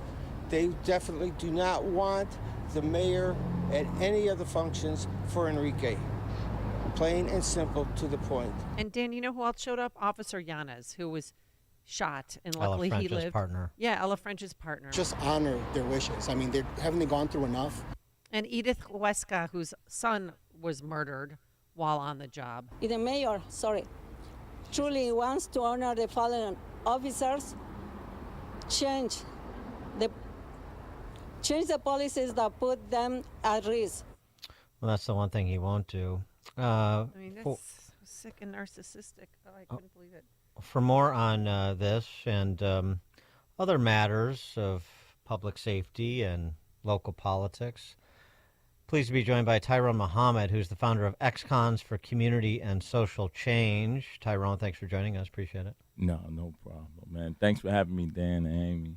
Well, what's your view? I mean, well, I guess I sort of, in the interest of full disclosure, so Tyrone and I have worked together before a little bit in politics, and give us your background, the organization you founded, and what you're attempting to do in the Chicagoland area in particular. So, I served 21 years in prison.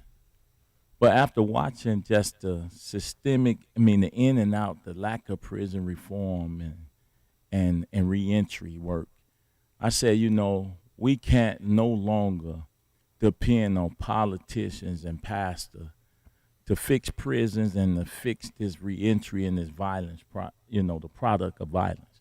So while sitting in prison, we said, you know what, it's going to take us to save us. That's our motto. But then we wanted to have a real name that actually acts as an affront and that actually highlights what it is that we're doing and who we are in up front. So I believe that we can't blame a system, although I believe that there are conspiratorial plots where 100-round drums, Glock 6, cocaine, heroin, weed into our communities that we have no control over. But we don't blame that. We focus on our ability not to touch the drugs, the guns. And this is what our focus is as ex-cons, because we had a hand in the terroristic effect of violence that has plagued our community. So we wanted to be men of character and returning citizens that wanted to do the corrective measures to put forth public safety. And so ex-cons, which is a double entendre for X of everything negative that we've ever done against ourselves and society, as well as X in solving for the unknown. X also is a mathematical equation of unknown. So our government has no answer. The answer has no answer for violence, disinvestment, and dysfunction that has ravaged not only Chicago, but inner cities throughout America. And so Ex-Con for Community and Social Change work to highlight and to be in the front to those authorities that has violated these communities for decades. And just for the record, I mean, you were in prison for 21 years for what? Murder. Lawyer screwed you, or you did it? Man, listen, I don't talk, but really all that, that's both. The system don't serve us well, because oftentimes we enter these places from these inner cities with no real representation. So you have a state's attorney who have 10 times the more resources than most people have to fight it, but that neither here or there. I've served my debt to society, and I've over the last 2 to 3 years, we probably as an organization intervened in over 2,000 potential shootings, and I've been able to put over 500 ex-cons to work. So I'm actively with no government help, because every time I get any resources, J.B. Pritzker's and his cronies take all our allocated funds and give it to another community, because I don't play into the politics of their way. But we stand then accused, and we stand reformed, since this is a so-called Christian, Judeo-Christian society. So I'm doing my part. Okay, fair enough. So what do you make of what we've seen at some of these city council meetings recently, including the last one where the property tax increase was central, and these African-American ladies and gentlemen like Jessica Jackson and others who have been going to city council meetings excoriating Brandon Johnson and members of the city council, which has been really enjoyable to watch. But I just wonder if this is, do you think, evidence of a real revolt happening in black neighborhoods in Chicago against Brandon Johnson, against some of these city council members, against Pritzker and the Democrats who are in charge at the state level, or if it's just sort of a one-off because Brandon Johnson is just so bad? Well, I coined the term OTJ, one-term Johnson. So, and that is a real sentiment amongst our community. I mean, from pastors and other politicians are stepping away from Aldermen from are the stepping away from him. Stepping away from him.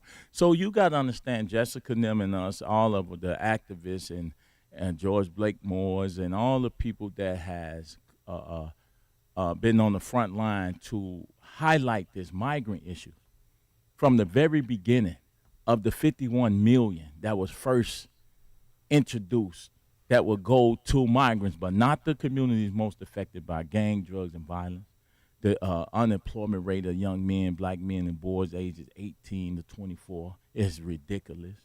And the dropout rate and the level of violence that has plagued our community, the money that was being spent not to only introduce illegals into our communities, but then to add those illegals with the already violent community, impoverished communities.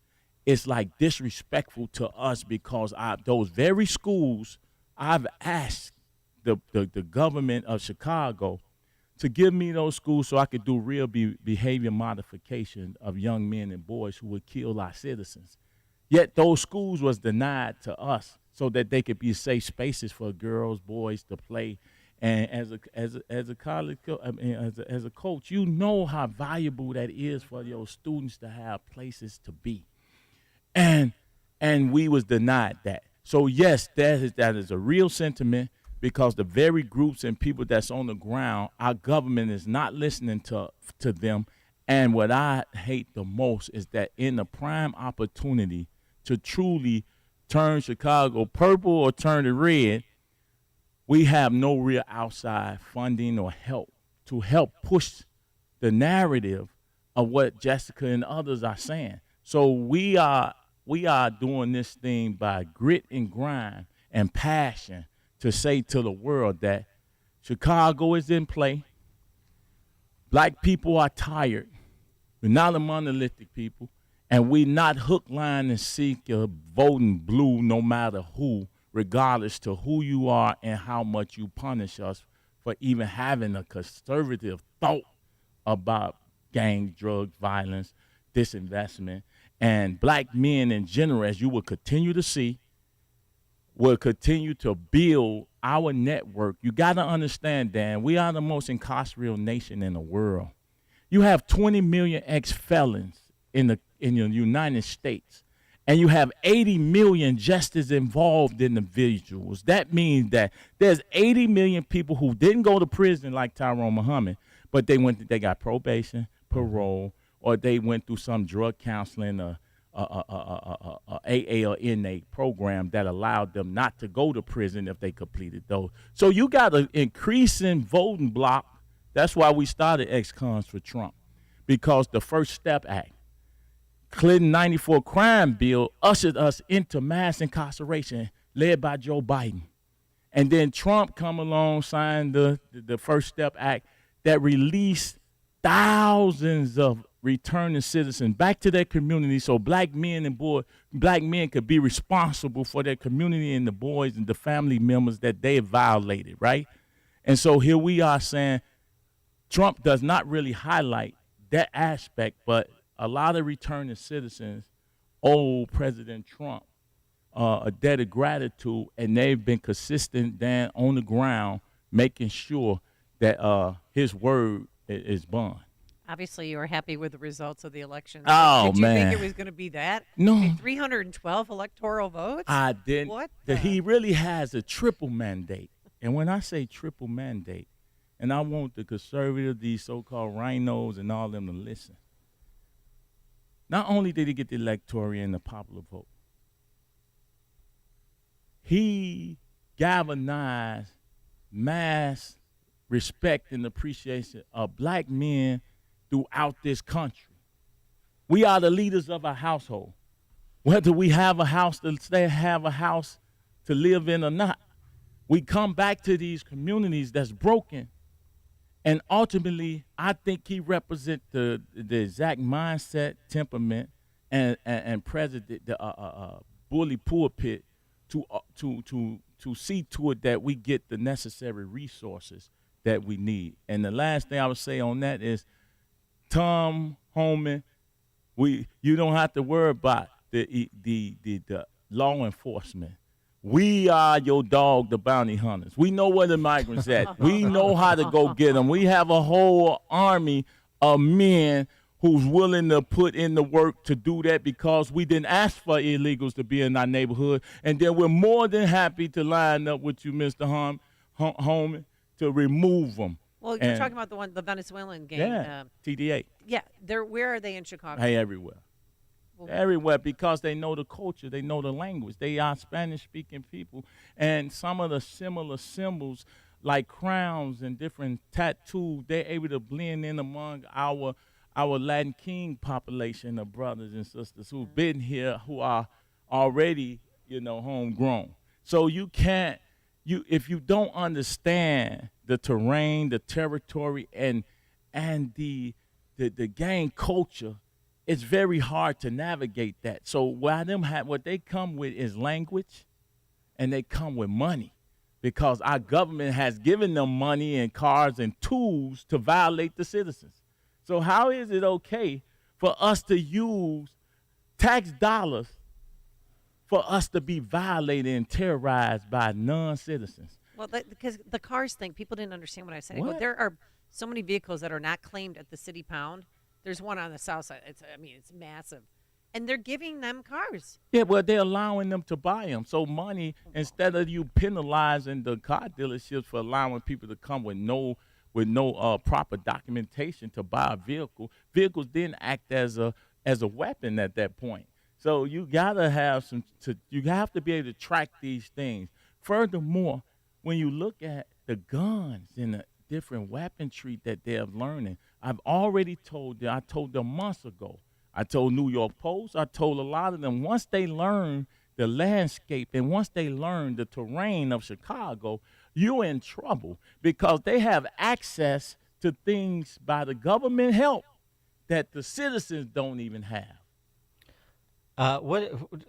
Describe your relationship with Chicago police, and what, if anything, the Chicago police could be doing, if they had the support, or should be doing, to deal with repeat violent offenders, gangbangers, basically. I feel kind of sorry for the police, because I know Snelling personally. Often they call me to help mediate a lot of the crime, the potential shootings, as well as any time, mostly when our children flood downtown Chicago. It's groups like mine that curb the violence, that push these young children, teens, back to their home, their communities, so that no violence and no disrespect of each other happen while they're down there. So I know all the commanders from the top to the bottom. I have their numbers on speed dial, but they have no power, because like I was listening earlier, I think it was a chief or something. Yeah. Right. They are afraid of losing their jobs, and they aren't really, I don't think they're actually sacrificial lambs. They're not sacrificial in that way where they would now see or help a Tom Harmon to identify and get information, because ultimately the Chicago police work for Brandon Johnson. No, I get it. What about CPS? I mean, so the relationships with CPS and the shot callers there, because police want to do their jobs, they don't have the civilian backing. CPS is an arm of Brandon Johnson. They have no interest in being constructive, it seems to me. So no, you're absolutely correct. So what you have are those schools are pipelines to prisons. So those young men that would commit those type of crime or would become criminals often emulate and look up to people like myself, who was formerly gangbangers and formerly incarcerated. So instead of them looking at us as subject matter expert to essentially curb the thought processes of young men who would be cons, they'd rather use the system of governance and lock out black men. So we're not even able to go into those schools unless I get like a real great principal that sees the value of the children, saving the children as a priority for her or him, that will actually call me in. So there's been cases where they have put out 16 to 20 young men who they can't deal with. They just let them go because they had guns in the school, knives, or they committed some type of act of violence inside the school. But those same men, one time I asked them to give me all the young men you just put out of prison. I always call it prison. You just put out of these schools. They gave me the young men, and the actual principal said, y'all can't do nothing with them. Pretty much saying like that can't be nothing done with them. 10 minutes later, she come back to the room and said, them can't be the same boys. See, because you have no real voice. You have no real energy and spirit to really save these young men, to be a catalyst for them to have a reformed mind. But when everything is heterophobic in Chicago, especially CTU, it's full of women, no men. You feminizing our boys. You can't properly talk to the issues of the heart and the issues they're dealing with coming from school, from home to school and from school to home, without passing through drug territory and without passing through violent communities. Then those teachers go to another community, another home in suburbs or wherever they stay or downtown. They don't follow those young men and boys or girls back to the inner cities. So we need a wraparound program that allows us to not only capture them in the schools, but capture them from their going home to their homes to see how they even live. I guarantee you the teachers that teach these boys and girls don't even know that they don't have food in the refrigerator. Don't even know they're sleeping on the floor. All right, Tyrone, let's hold. Can you stay over after the news? We'll continue our conversation. All right, so we'll have more with Tyrone Muhammad. We'll also take your calls, too, if you have questions for Tyrone. 312-642-5600, turnkey.pro answer line. But now Dan Amy, Chicago's Morning Answer. Let's go into the newsroom now. Here is Mike. Take 29 on AM 560, The Answer. 53 degrees this morning, and Ukraine is reportedly getting White House approval to use long-range U.S. missiles inside of Russia. Multiple sources indicate President Biden is giving Ukrainian President Volodymyr Zelensky the okay. South Dakota Republican Senator Mike Rounds criticizing the timing of that decision. This is just simply too late in the game. It should have been done a long time ago. But the Biden administration has been slow-walking a lot of the aid that's been authorized in a bipartisan fashion from Congress since the beginning.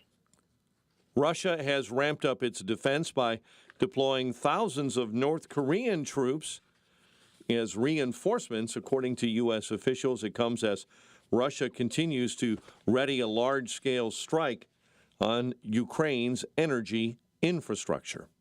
House Speaker Mike Johnson says President-elect Trump's cabinet nominations will provide reform that's needed for the agencies. Here's Fox's Bill Malugin. President-elect Donald Trump and his at Mar-a-Lago once again, where they're still trying to build out this future administration. It has been a quiet day, no major announcements. Already, Trump has made more than 20 selections for his incoming administration. Some spots still left to be filled. Some spots have been controversial so far, others expected to get bipartisan support. However, Democrats have been highly critical of some of the choices so far. In the meantime, some Republicans and even Trump himself have been toying with the idea of potentially using recess appointments to get around the Senate confirmation process if it comes down to it. The trial resumes today in the February death of a Georgia nursing student, Laken Riley. Prosecutors said Friday that forensic evidence proves illegal immigrant Jose Ibarra murdered Laken Riley. Authorities in New Orleans are investigating a pair of shootings Sunday that left 2 dead and 10 injured. There was extra police presence at the long-term parade due to a history of violence at them. Both shootings happened near that popular parade route. In other news we're following this morning, family, friends, and fellow officers gathered Sunday to honor Officer Enrique Martinez during visitation at services in Oak Lawn. A funeral service will take place later today at St. Rita with a procession following to the Beverly Cemetery. Gun violence across the city of Chicago this weekend has left 12 shot, including 2 fatalities, involving a 65-year-old man killed Sunday in the West Pullman neighborhood. Bears on a 4-game losing streak after a 20-19 loss to Green Bay at Soldier Field. The Rockets rolled over the Bulls in a 143-107 win at the United Center. The news, a service of Balance of Nature fruits and veggies in a capsule. Save 35% off your first preferred order with promo code Chicago. Order online at balanceofnature.com to save 35% as a preferred customer. A check of traffic and weather on the way next on AM 560. Get ready for a musical journey like no other when the Trans-Siberian Orchestra returns to Chicago on December 23rd on their Lost Christmas Tour 2024.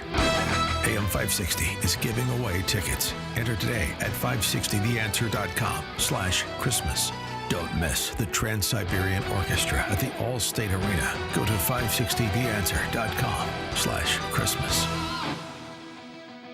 A large retail store just canceled a huge order, leaving MyPillow with a ton of extra MyPillows. But you know what? That's their loss and your gain. For the first time ever, you'll get a standard classic MyPillow for wholesale prices, only $14.88. But it gets even better. For a limited time, they're going to offer their entire classic collection at wholesale prices. Get queen-size MyPillows for just $18.88. Upgrade to king-size for only $1 more. Get the body pillows for $29.88 and multi-use MyPillows for only $9.88. So go to MyPillow.com and use promo code LIBERTY or call 800-489-0201 to take advantage of wholesale pricing for the first time ever and receive free shipping on orders over $75. That's right. Get the standard MyPillow for only $14.88. They have never been offered this low before. There are limited quantities at this price, so the limit is going to be 10, and once they're gone, they're gone. So go to MyPillow.com or call 800-489-0201 and use promo code LIBERTY to get the standard MyPillow for only $14.88, the lowest price ever. Ho, ho, ho! Time to check the list. Hey, Santa, you're looking a little rosier than usual. Yeah, big guy. Is your blood pressure okay? Gee, I hope so. You know, you should drink 120 Life. Totally. 120 Life is a natural way to help control blood pressure without the side effects of medication. It's a delicious juice drink and powdered mix with natural ingredients like pomegranates and tart cherries. It tastes great and is shown to work wonders for blood pressure. Ho, ho! Best put 120 Life on my list. Try 120 Life yourself, risk-free, with a 2-week trial pack. Order now. Go to 120life.com and use coupon code CHRISTMAS to save 15% and get free shipping. They're so sure it can noticeably lower your blood pressure in 2 weeks, they'll give you your money back if you're not satisfied. Lower blood pressure is the gift that keeps on giving. Order now to get the Christmas special of 15% savings and free shipping. That's 120life.com. Use coupon code CHRISTMAS at checkout. Wow. Are you buying or are you selling? As this is being written, silver is up more than 50% in just the past 8 months. And gold is the highest it's ever been. Whether you are just getting into the metals, want to roll your IRA into silver or gold, or want to take some profits off the table, Fox Valley Coins is ready, willing, and able to help. Even though Fox Valley Coins is a national dealer, they're family-owned and in your own backyard. Fox Valley Coins in Naperville almost always has the product you want in stock and pretty much always has the best pricing when you buy or sell. Buying or selling is easy. Bring your items in. We'll establish the price and pay you cash or check on the spot. Don't wait until the end of the year to move your assets around. Did you know that Fox Valley Coins has sold over 3,000 1-ounce silver Donald Trump coins? We have several designs, but they're going fast. Fox Valley Coins on Route 59 in Naperville. Family-owned integrity since 1981. This hourly segment brought to you by Unleash Your Wealth with Raj Shah and Rick Borick this Saturday at 7 a.m. and 2 p.m. Learn more at scwealthadvisors.com. 8:37 Team Hochberg Traffic Center time, a service of Lowe's. Black Friday is back at Lowe's with up to 50% off select major appliances, plus an extra 10% off on select major appliances like Whirlpool. Selection varies by location. See Lowe's.com. Inbound Kennedy, 1 hour. O'Hare into the Burns Circle interchange. The Ike at 1 hour. 390 into the old post office. DuSable Lakeshore Drive, stop and go southbound between Irving Park and Fullerton. Due to an earlier accident, the Jane Addams is all knotted up eastbound between Elmhurst Road to right before Toohey. Chicago's Morning Answer with Dan and Amy continues next. AM 560 Weather Center forecast. Cloudy and mild. Fog burning off this morning, but that leads to rain for the afternoon. High 59. Currently 52. Your next news update is at 9. Chicago's Morning Answer continues next on AM 560 The Answer. Now, from the Signature Bank Studios. Only the biggest stories, only the biggest guests, and only the biggest opinions. This is AM 560 The Answer. Top of the morning, Dan and Amy. We're continuing our conversation with Tyrone Muhammad. He's the founder of Ex-Cons for Community and Social Change. Ex-Cons for Community and Social Change. He's an ex-con himself. We're discussing, and I think he's going to be a candidate for office this in the 2026 cycle. We'll get to that. But talking about the work that his foundation is doing to end the systemic violence in Chicago and Chicagoland, because obviously outside the corporate boundaries of Chicago, in places like the south suburbs, you've got a significant crime and drug problem as well. Tyrone, thanks for sticking with us. We appreciate it. We're also taking your calls. If you have calls for Tyrone, 312-642-5600, turnkey.pro answer line. But before we get to calls, Tyrone, what about your political ambitions? So it comes back, we always complaining about what our elected officials aren't doing. I don't ever believe that I never desired to run for no office, because I just think that systemically, when you're dealing with the two-party systems, it's very hard for someone who has background, who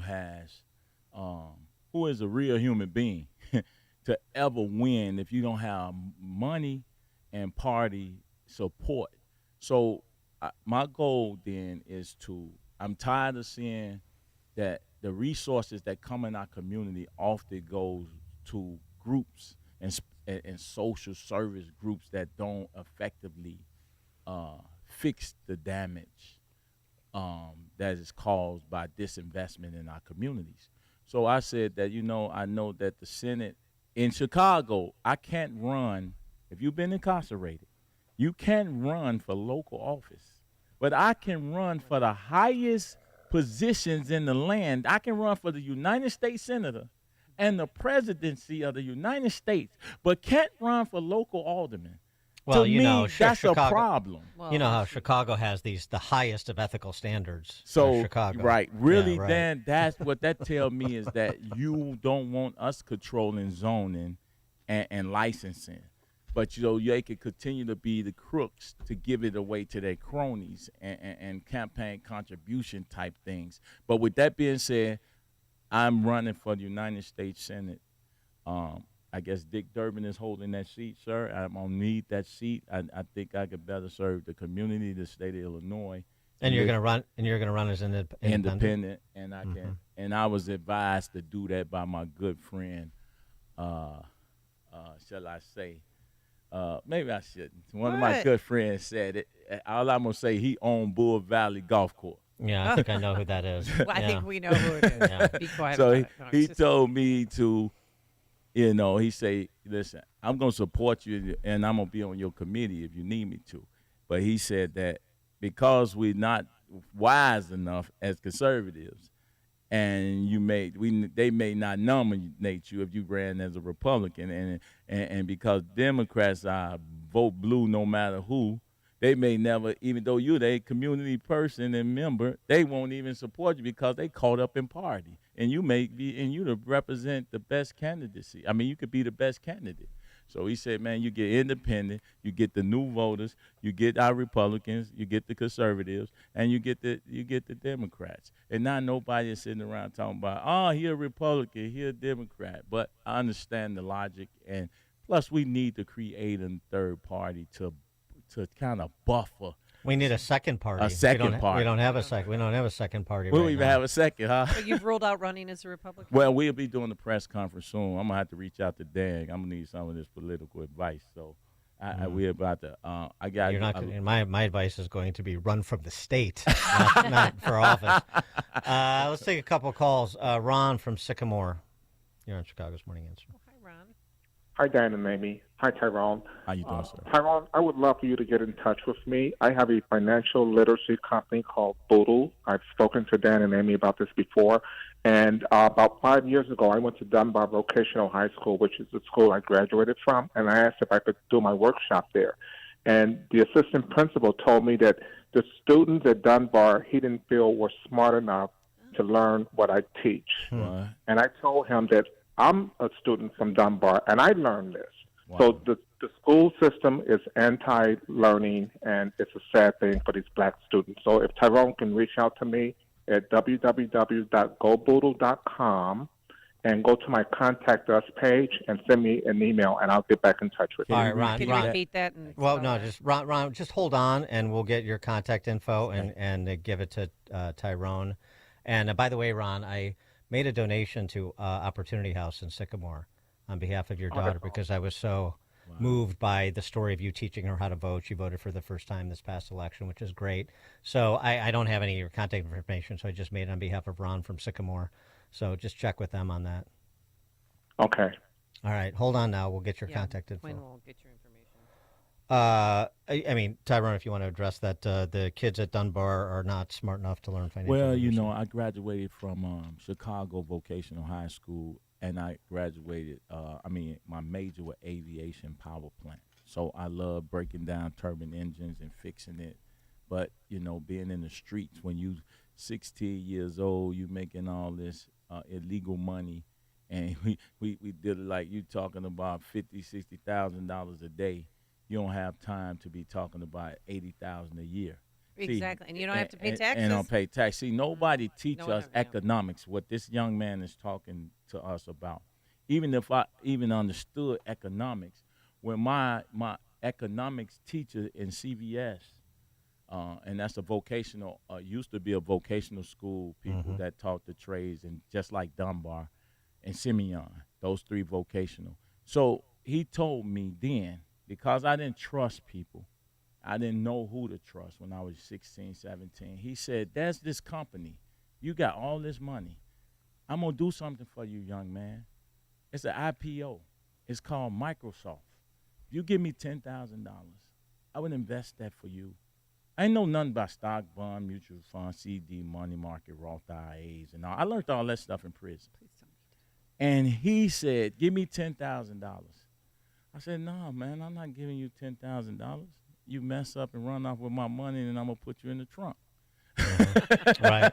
So That's how all good relationships begin. But think about that. Don't tell me how it ended with Microsoft. I don't want to know. You didn't do Yeah. it. I'm looking at you Hey, like, Dan, just you might not even know me if Right, I would've exactly. done it. Yeah, you'd be. But see, You'd be living next to the guy who owns Bull Valley. But yes, sir. But Ron from Sycamore, he could have helped you and other. Yeah, but that's the good thing Well, about it's economics. also. No I mean, one that's economics. Really. Well, that story too is. I mean, it's a couple of things. It seems to me, but get your reaction. One is it's the often discussed soft bigotry of low expectations, Yeah. and then two, it's not so soft either. And two, it's just anything that's an inconvenience, anything that's change. CPS, like many of these school systems, and it's not just Chicago, are set up for the benefit and the convenience of the adults. And anything that would change the way they've always done things, which serves them just fine, they just sort of reject out of hand. It's sort of intellectual laziness and low expectations. Terrible combination. Absolutely. I agree 100%. Mark on the street. Hey, it's Mark Weiermiller. Good morning to Dan, Amy, and Tyrone. I'm just heading down to the funeral down on St. Rita High School, and they're asking people to line up on Western Avenue. The processional from Blake Lamb Funeral Home is going to be at 9:15, and Mark, are you there? Okay. yeah, I'm here. Can you hear me? Yeah. Okay. Yeah, it's Mark Miller. I'm just heading down to the funeral Yeah. down at Officer Martinez at St. Rita High School on the south side. And they're asking people to line up on Western Avenue from Blake Lamb Funeral Home in Oak Lawn to honor Officer Martinez. So the funeral's at 10 o'clock this morning, and there are going to be thousands of people there. All right. Thanks for the call, Mark. Appreciate that. I also got a text that the family, the Martinez family, asked to get a Trump autographed hat that they want to put in the casket. And they received it yesterday. Oh, I'm going to cry. That's awesome. That's amazing. Yeah. Mark in Oak Lawn. Hey, Dan. Hi, Amy. How you doing, Tyrone? How you doing, Mark? I'm doing good. Question for you. You look at young people and the problem with it's really the schools and everything, but the root really comes at the family. The heart of the problem is the family. And I noticed, like, in the NBA, they have these programs where they teach young men, stay away from, getting anybody pregnant, and they really try to educate them. And but from your viewpoint, Tyrone, and you sound like a really good guy. You're trying to help people and helping families. Do you ever get involved? Is there anything that the schools could do? I know that the teachers union and all that, they don't want any part of that. But is there any way to educate, young men about, waiting abstinence, waiting till you get married, trying not to be impregnating anybody? And I think that's the root of the problem is the family in Chicago. What do you think? So thanks, Mark. Thank you for your question, sir. I think that the easy answer is to blame the family. What I mean by that is that look at the mass incarceration rate. They look like men like me. So when you talk about the unemployment rate of 18 to 24 years old in Chicago, it's probably over 60%. So now you have households that's void of men because of the conditions of the community, not necessarily because they actually want to.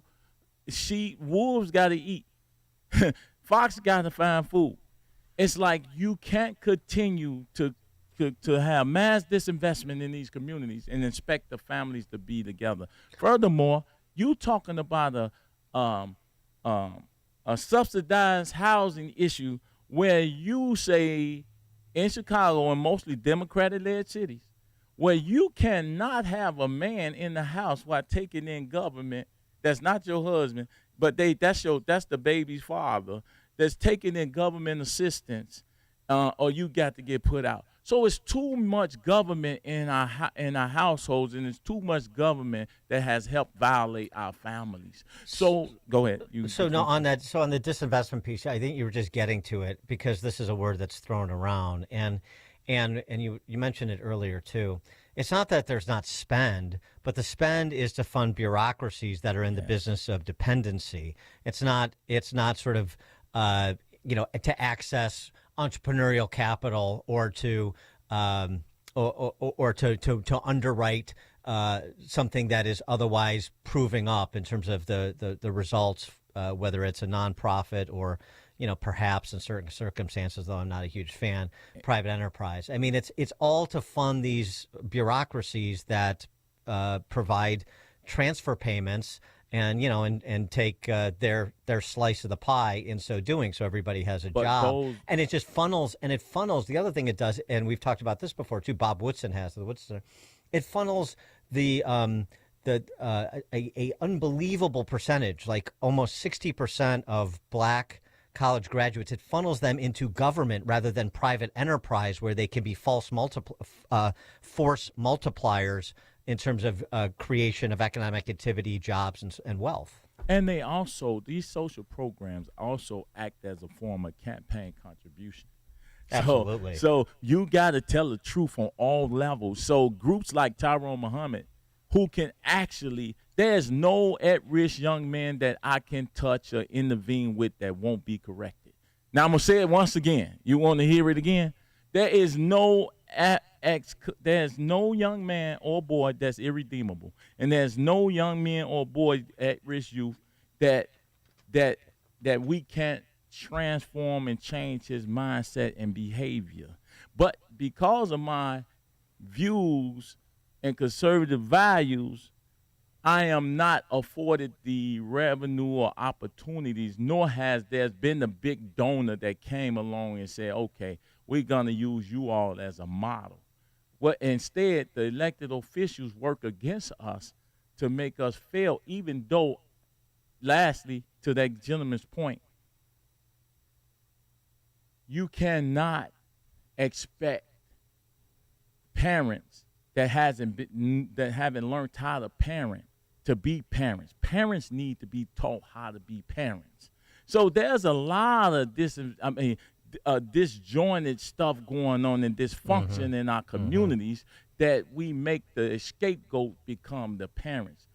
Parents don't often solve the problem, Mike. Michael and Crown Point. How you doing, Tyrone? How you doing? I was calling in. You know, I feel like your heart is in the right place.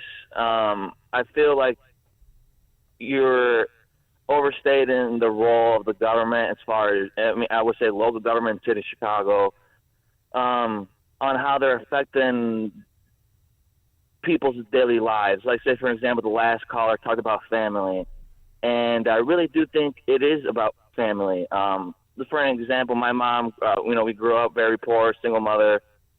She told me, you do this, there's consequences. If you steal, this is what happens to you. I will never stand by you in court, but I'll stand by you, in everyday life. So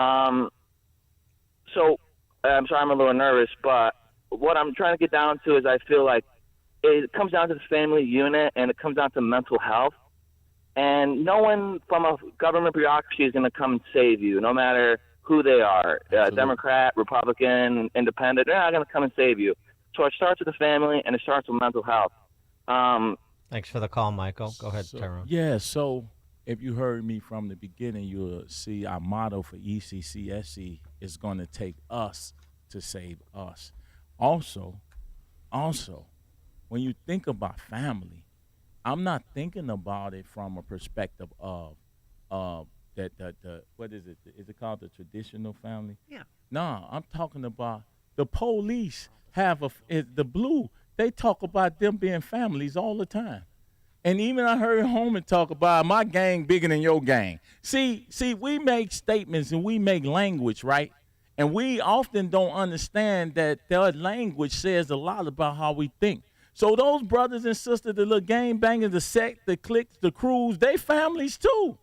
They families to each other, whether we like it or not, whether you talking Irish, Italian, or Jewish brothers who are the original gang bangers. They are the original thugs. We inherited something. We just haven't learned how to do what the gentleman said and what Dan talked about is transform our what you call underground economies, because we didn't create prohibition. The underground economies into constructions, to unions, to all of these things that everybody else has done. Even slavery is enriched certain people that now is no longer slavery. They then turn it to other things. So we got to be understanding that economics is a serious responsibility on the government, but it's also I own multiple companies, and I put many people to work. So I don't see the government ever coming to bail me out. And our ex-felons are the only class and caste that's perpetually discriminated against by everybody, from the housing to economics to education to healthcare. Every aspect of social interaction and lifestyle, ex-felons are discriminated, and we have a lot of them in languishing in these communities of disinvestment, poverty. We're going to have to leave it there. Tyrone Muhammad, he's the founder of Ex-Cons for Community and Social Change. ECCSC.org is the website.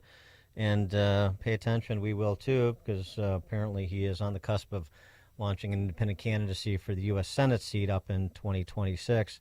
Tyrone, thanks so much for joining us. Appreciate it. Good conversation. Thank Dan and Amy for having me. Hope to see y'all again soon. Before you see it on TV, share it on Facebook, or read about it in the paper.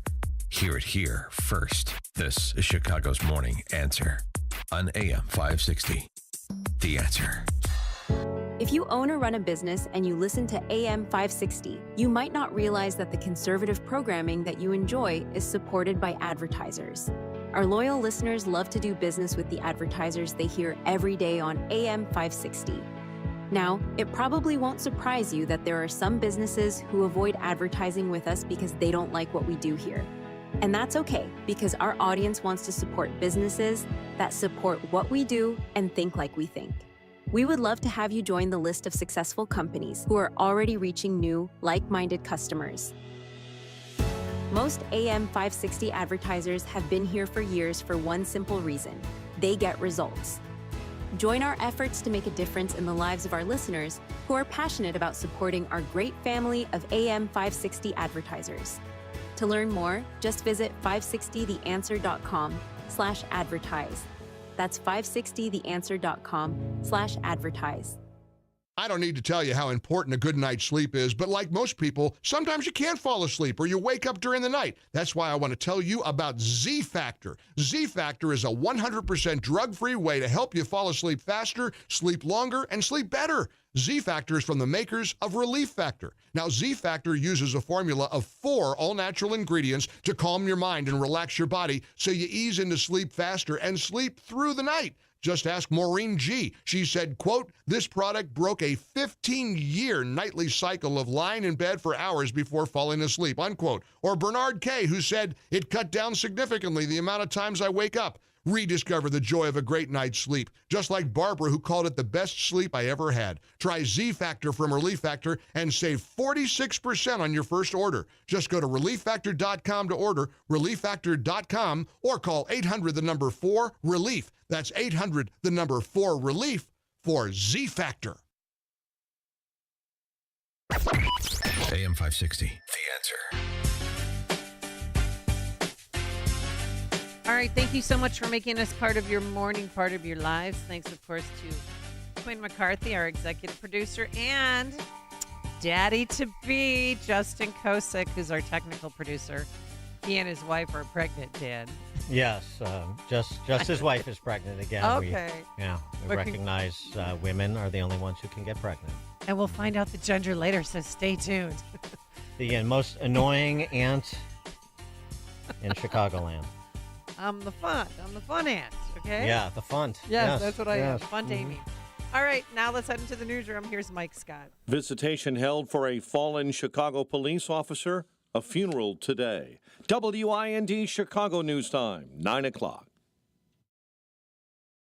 I'm Dave Anthony, Fox News. At the summit of G20 nations starting today in Rio, with President Biden gathered with world leaders. But the plan that Brazil and China are working on is opposed by Ukraine's president, who's much happier with this. Senior U.S. officials say President Biden is authorizing Ukraine to use U.S.-provided long-range missiles to target inside Russian territory, likely focusing on the Kursk region, where as many as 10,000 North Korean troops have joined Russian soldiers. The United States has been clear that we would respond to that. We've been clear to the Russians that we would respond to that. Deputy National Security Advisor John Feiner would not offer details on what that response would be, but says it is consistent with the administration's approach. That's Fox's Jared Halpern. A Russian lawmaker warns of World War III as Russian strikes in Ukraine have killed at least 19 people in the cities of Sumy and Odessa.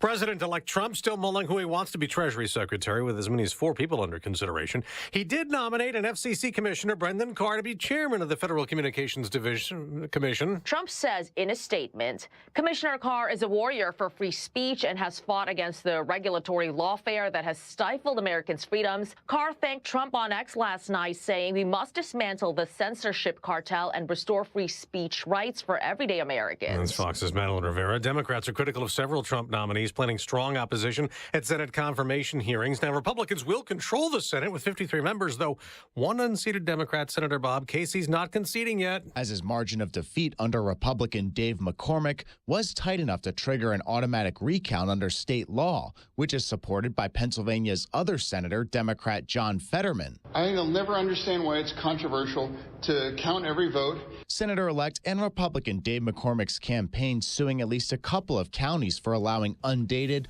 or misdated ballots to be counted. Fox's Ryan Schmelz. America's listening to Fox News. 53 degrees at 9:02 on AM 560. The Answer. Good morning.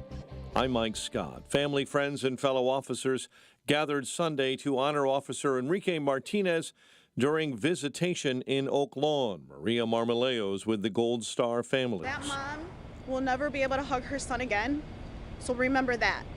Those friends will never see his face. His fiance will never walk down the aisle with him. Martinez was killed during a traffic stop in East Chatham on November 4. A funeral at St. Rita is today. Gun violence across the city this weekend has left at least 12 shot, including 2 fatalities. A 42-year-old suburban woman was fatally shot Sunday evening in Barrington. It happened in the 400 block of West Russell around 5:45 p.m., transported to a nearby hospital and later pronounced dead. Barrington police and the major case team are investigating. Chicago sports. Bears on a 4-game losing streak after falling to Green Bay 20-19 at Soldier Field. The Vikings next Sunday. The Bulls have dropped 3 of 4 after a 143-107 loss to the Rockets. The News, a service of Balance of Nature, fruits and veggies in a capsule. Save 35% off your first preferred order with promo code Chicago. Order online at balanceofnature.com to save 35% as a preferred customer. Hurry, offer ends soon. A check of traffic and weather on the way next on AM 560. Larry Elder is still basking in it. It went far better than even I had imagined. I said before, I knew he would do better than he did 4 years ago. But to literally obliterate Kamala Harris. And by the way, Kamala Harris underperformed Joe Biden in every single county in America. The Larry Elder Show. Weeknights at 8, right before Sean Hannity at 10 on AM 560. The Answer. Hey guys, Donald Trump Jr. here with urgent news. The world's central banks are making unprecedented moves, and it's time to pay attention. In 2022 and 2023, they bought more gold than ever before. And now in 2024, the trend is accelerating. Why? Because central banks have lost faith in the dollar. And in these uncertain times, gold is the ultimate safe haven. If you too are worried about the dollar, I urge you to take similar action by diversifying your IRA or 401k into gold with my trusted friends at Birch Gold Group. To see how it works, get your free info kit on gold IRAs by texting the word PROTECT to 989898. I trust Birch Gold. They provide an easy process to roll over your 401k or IRA into gold without losing your tax advantage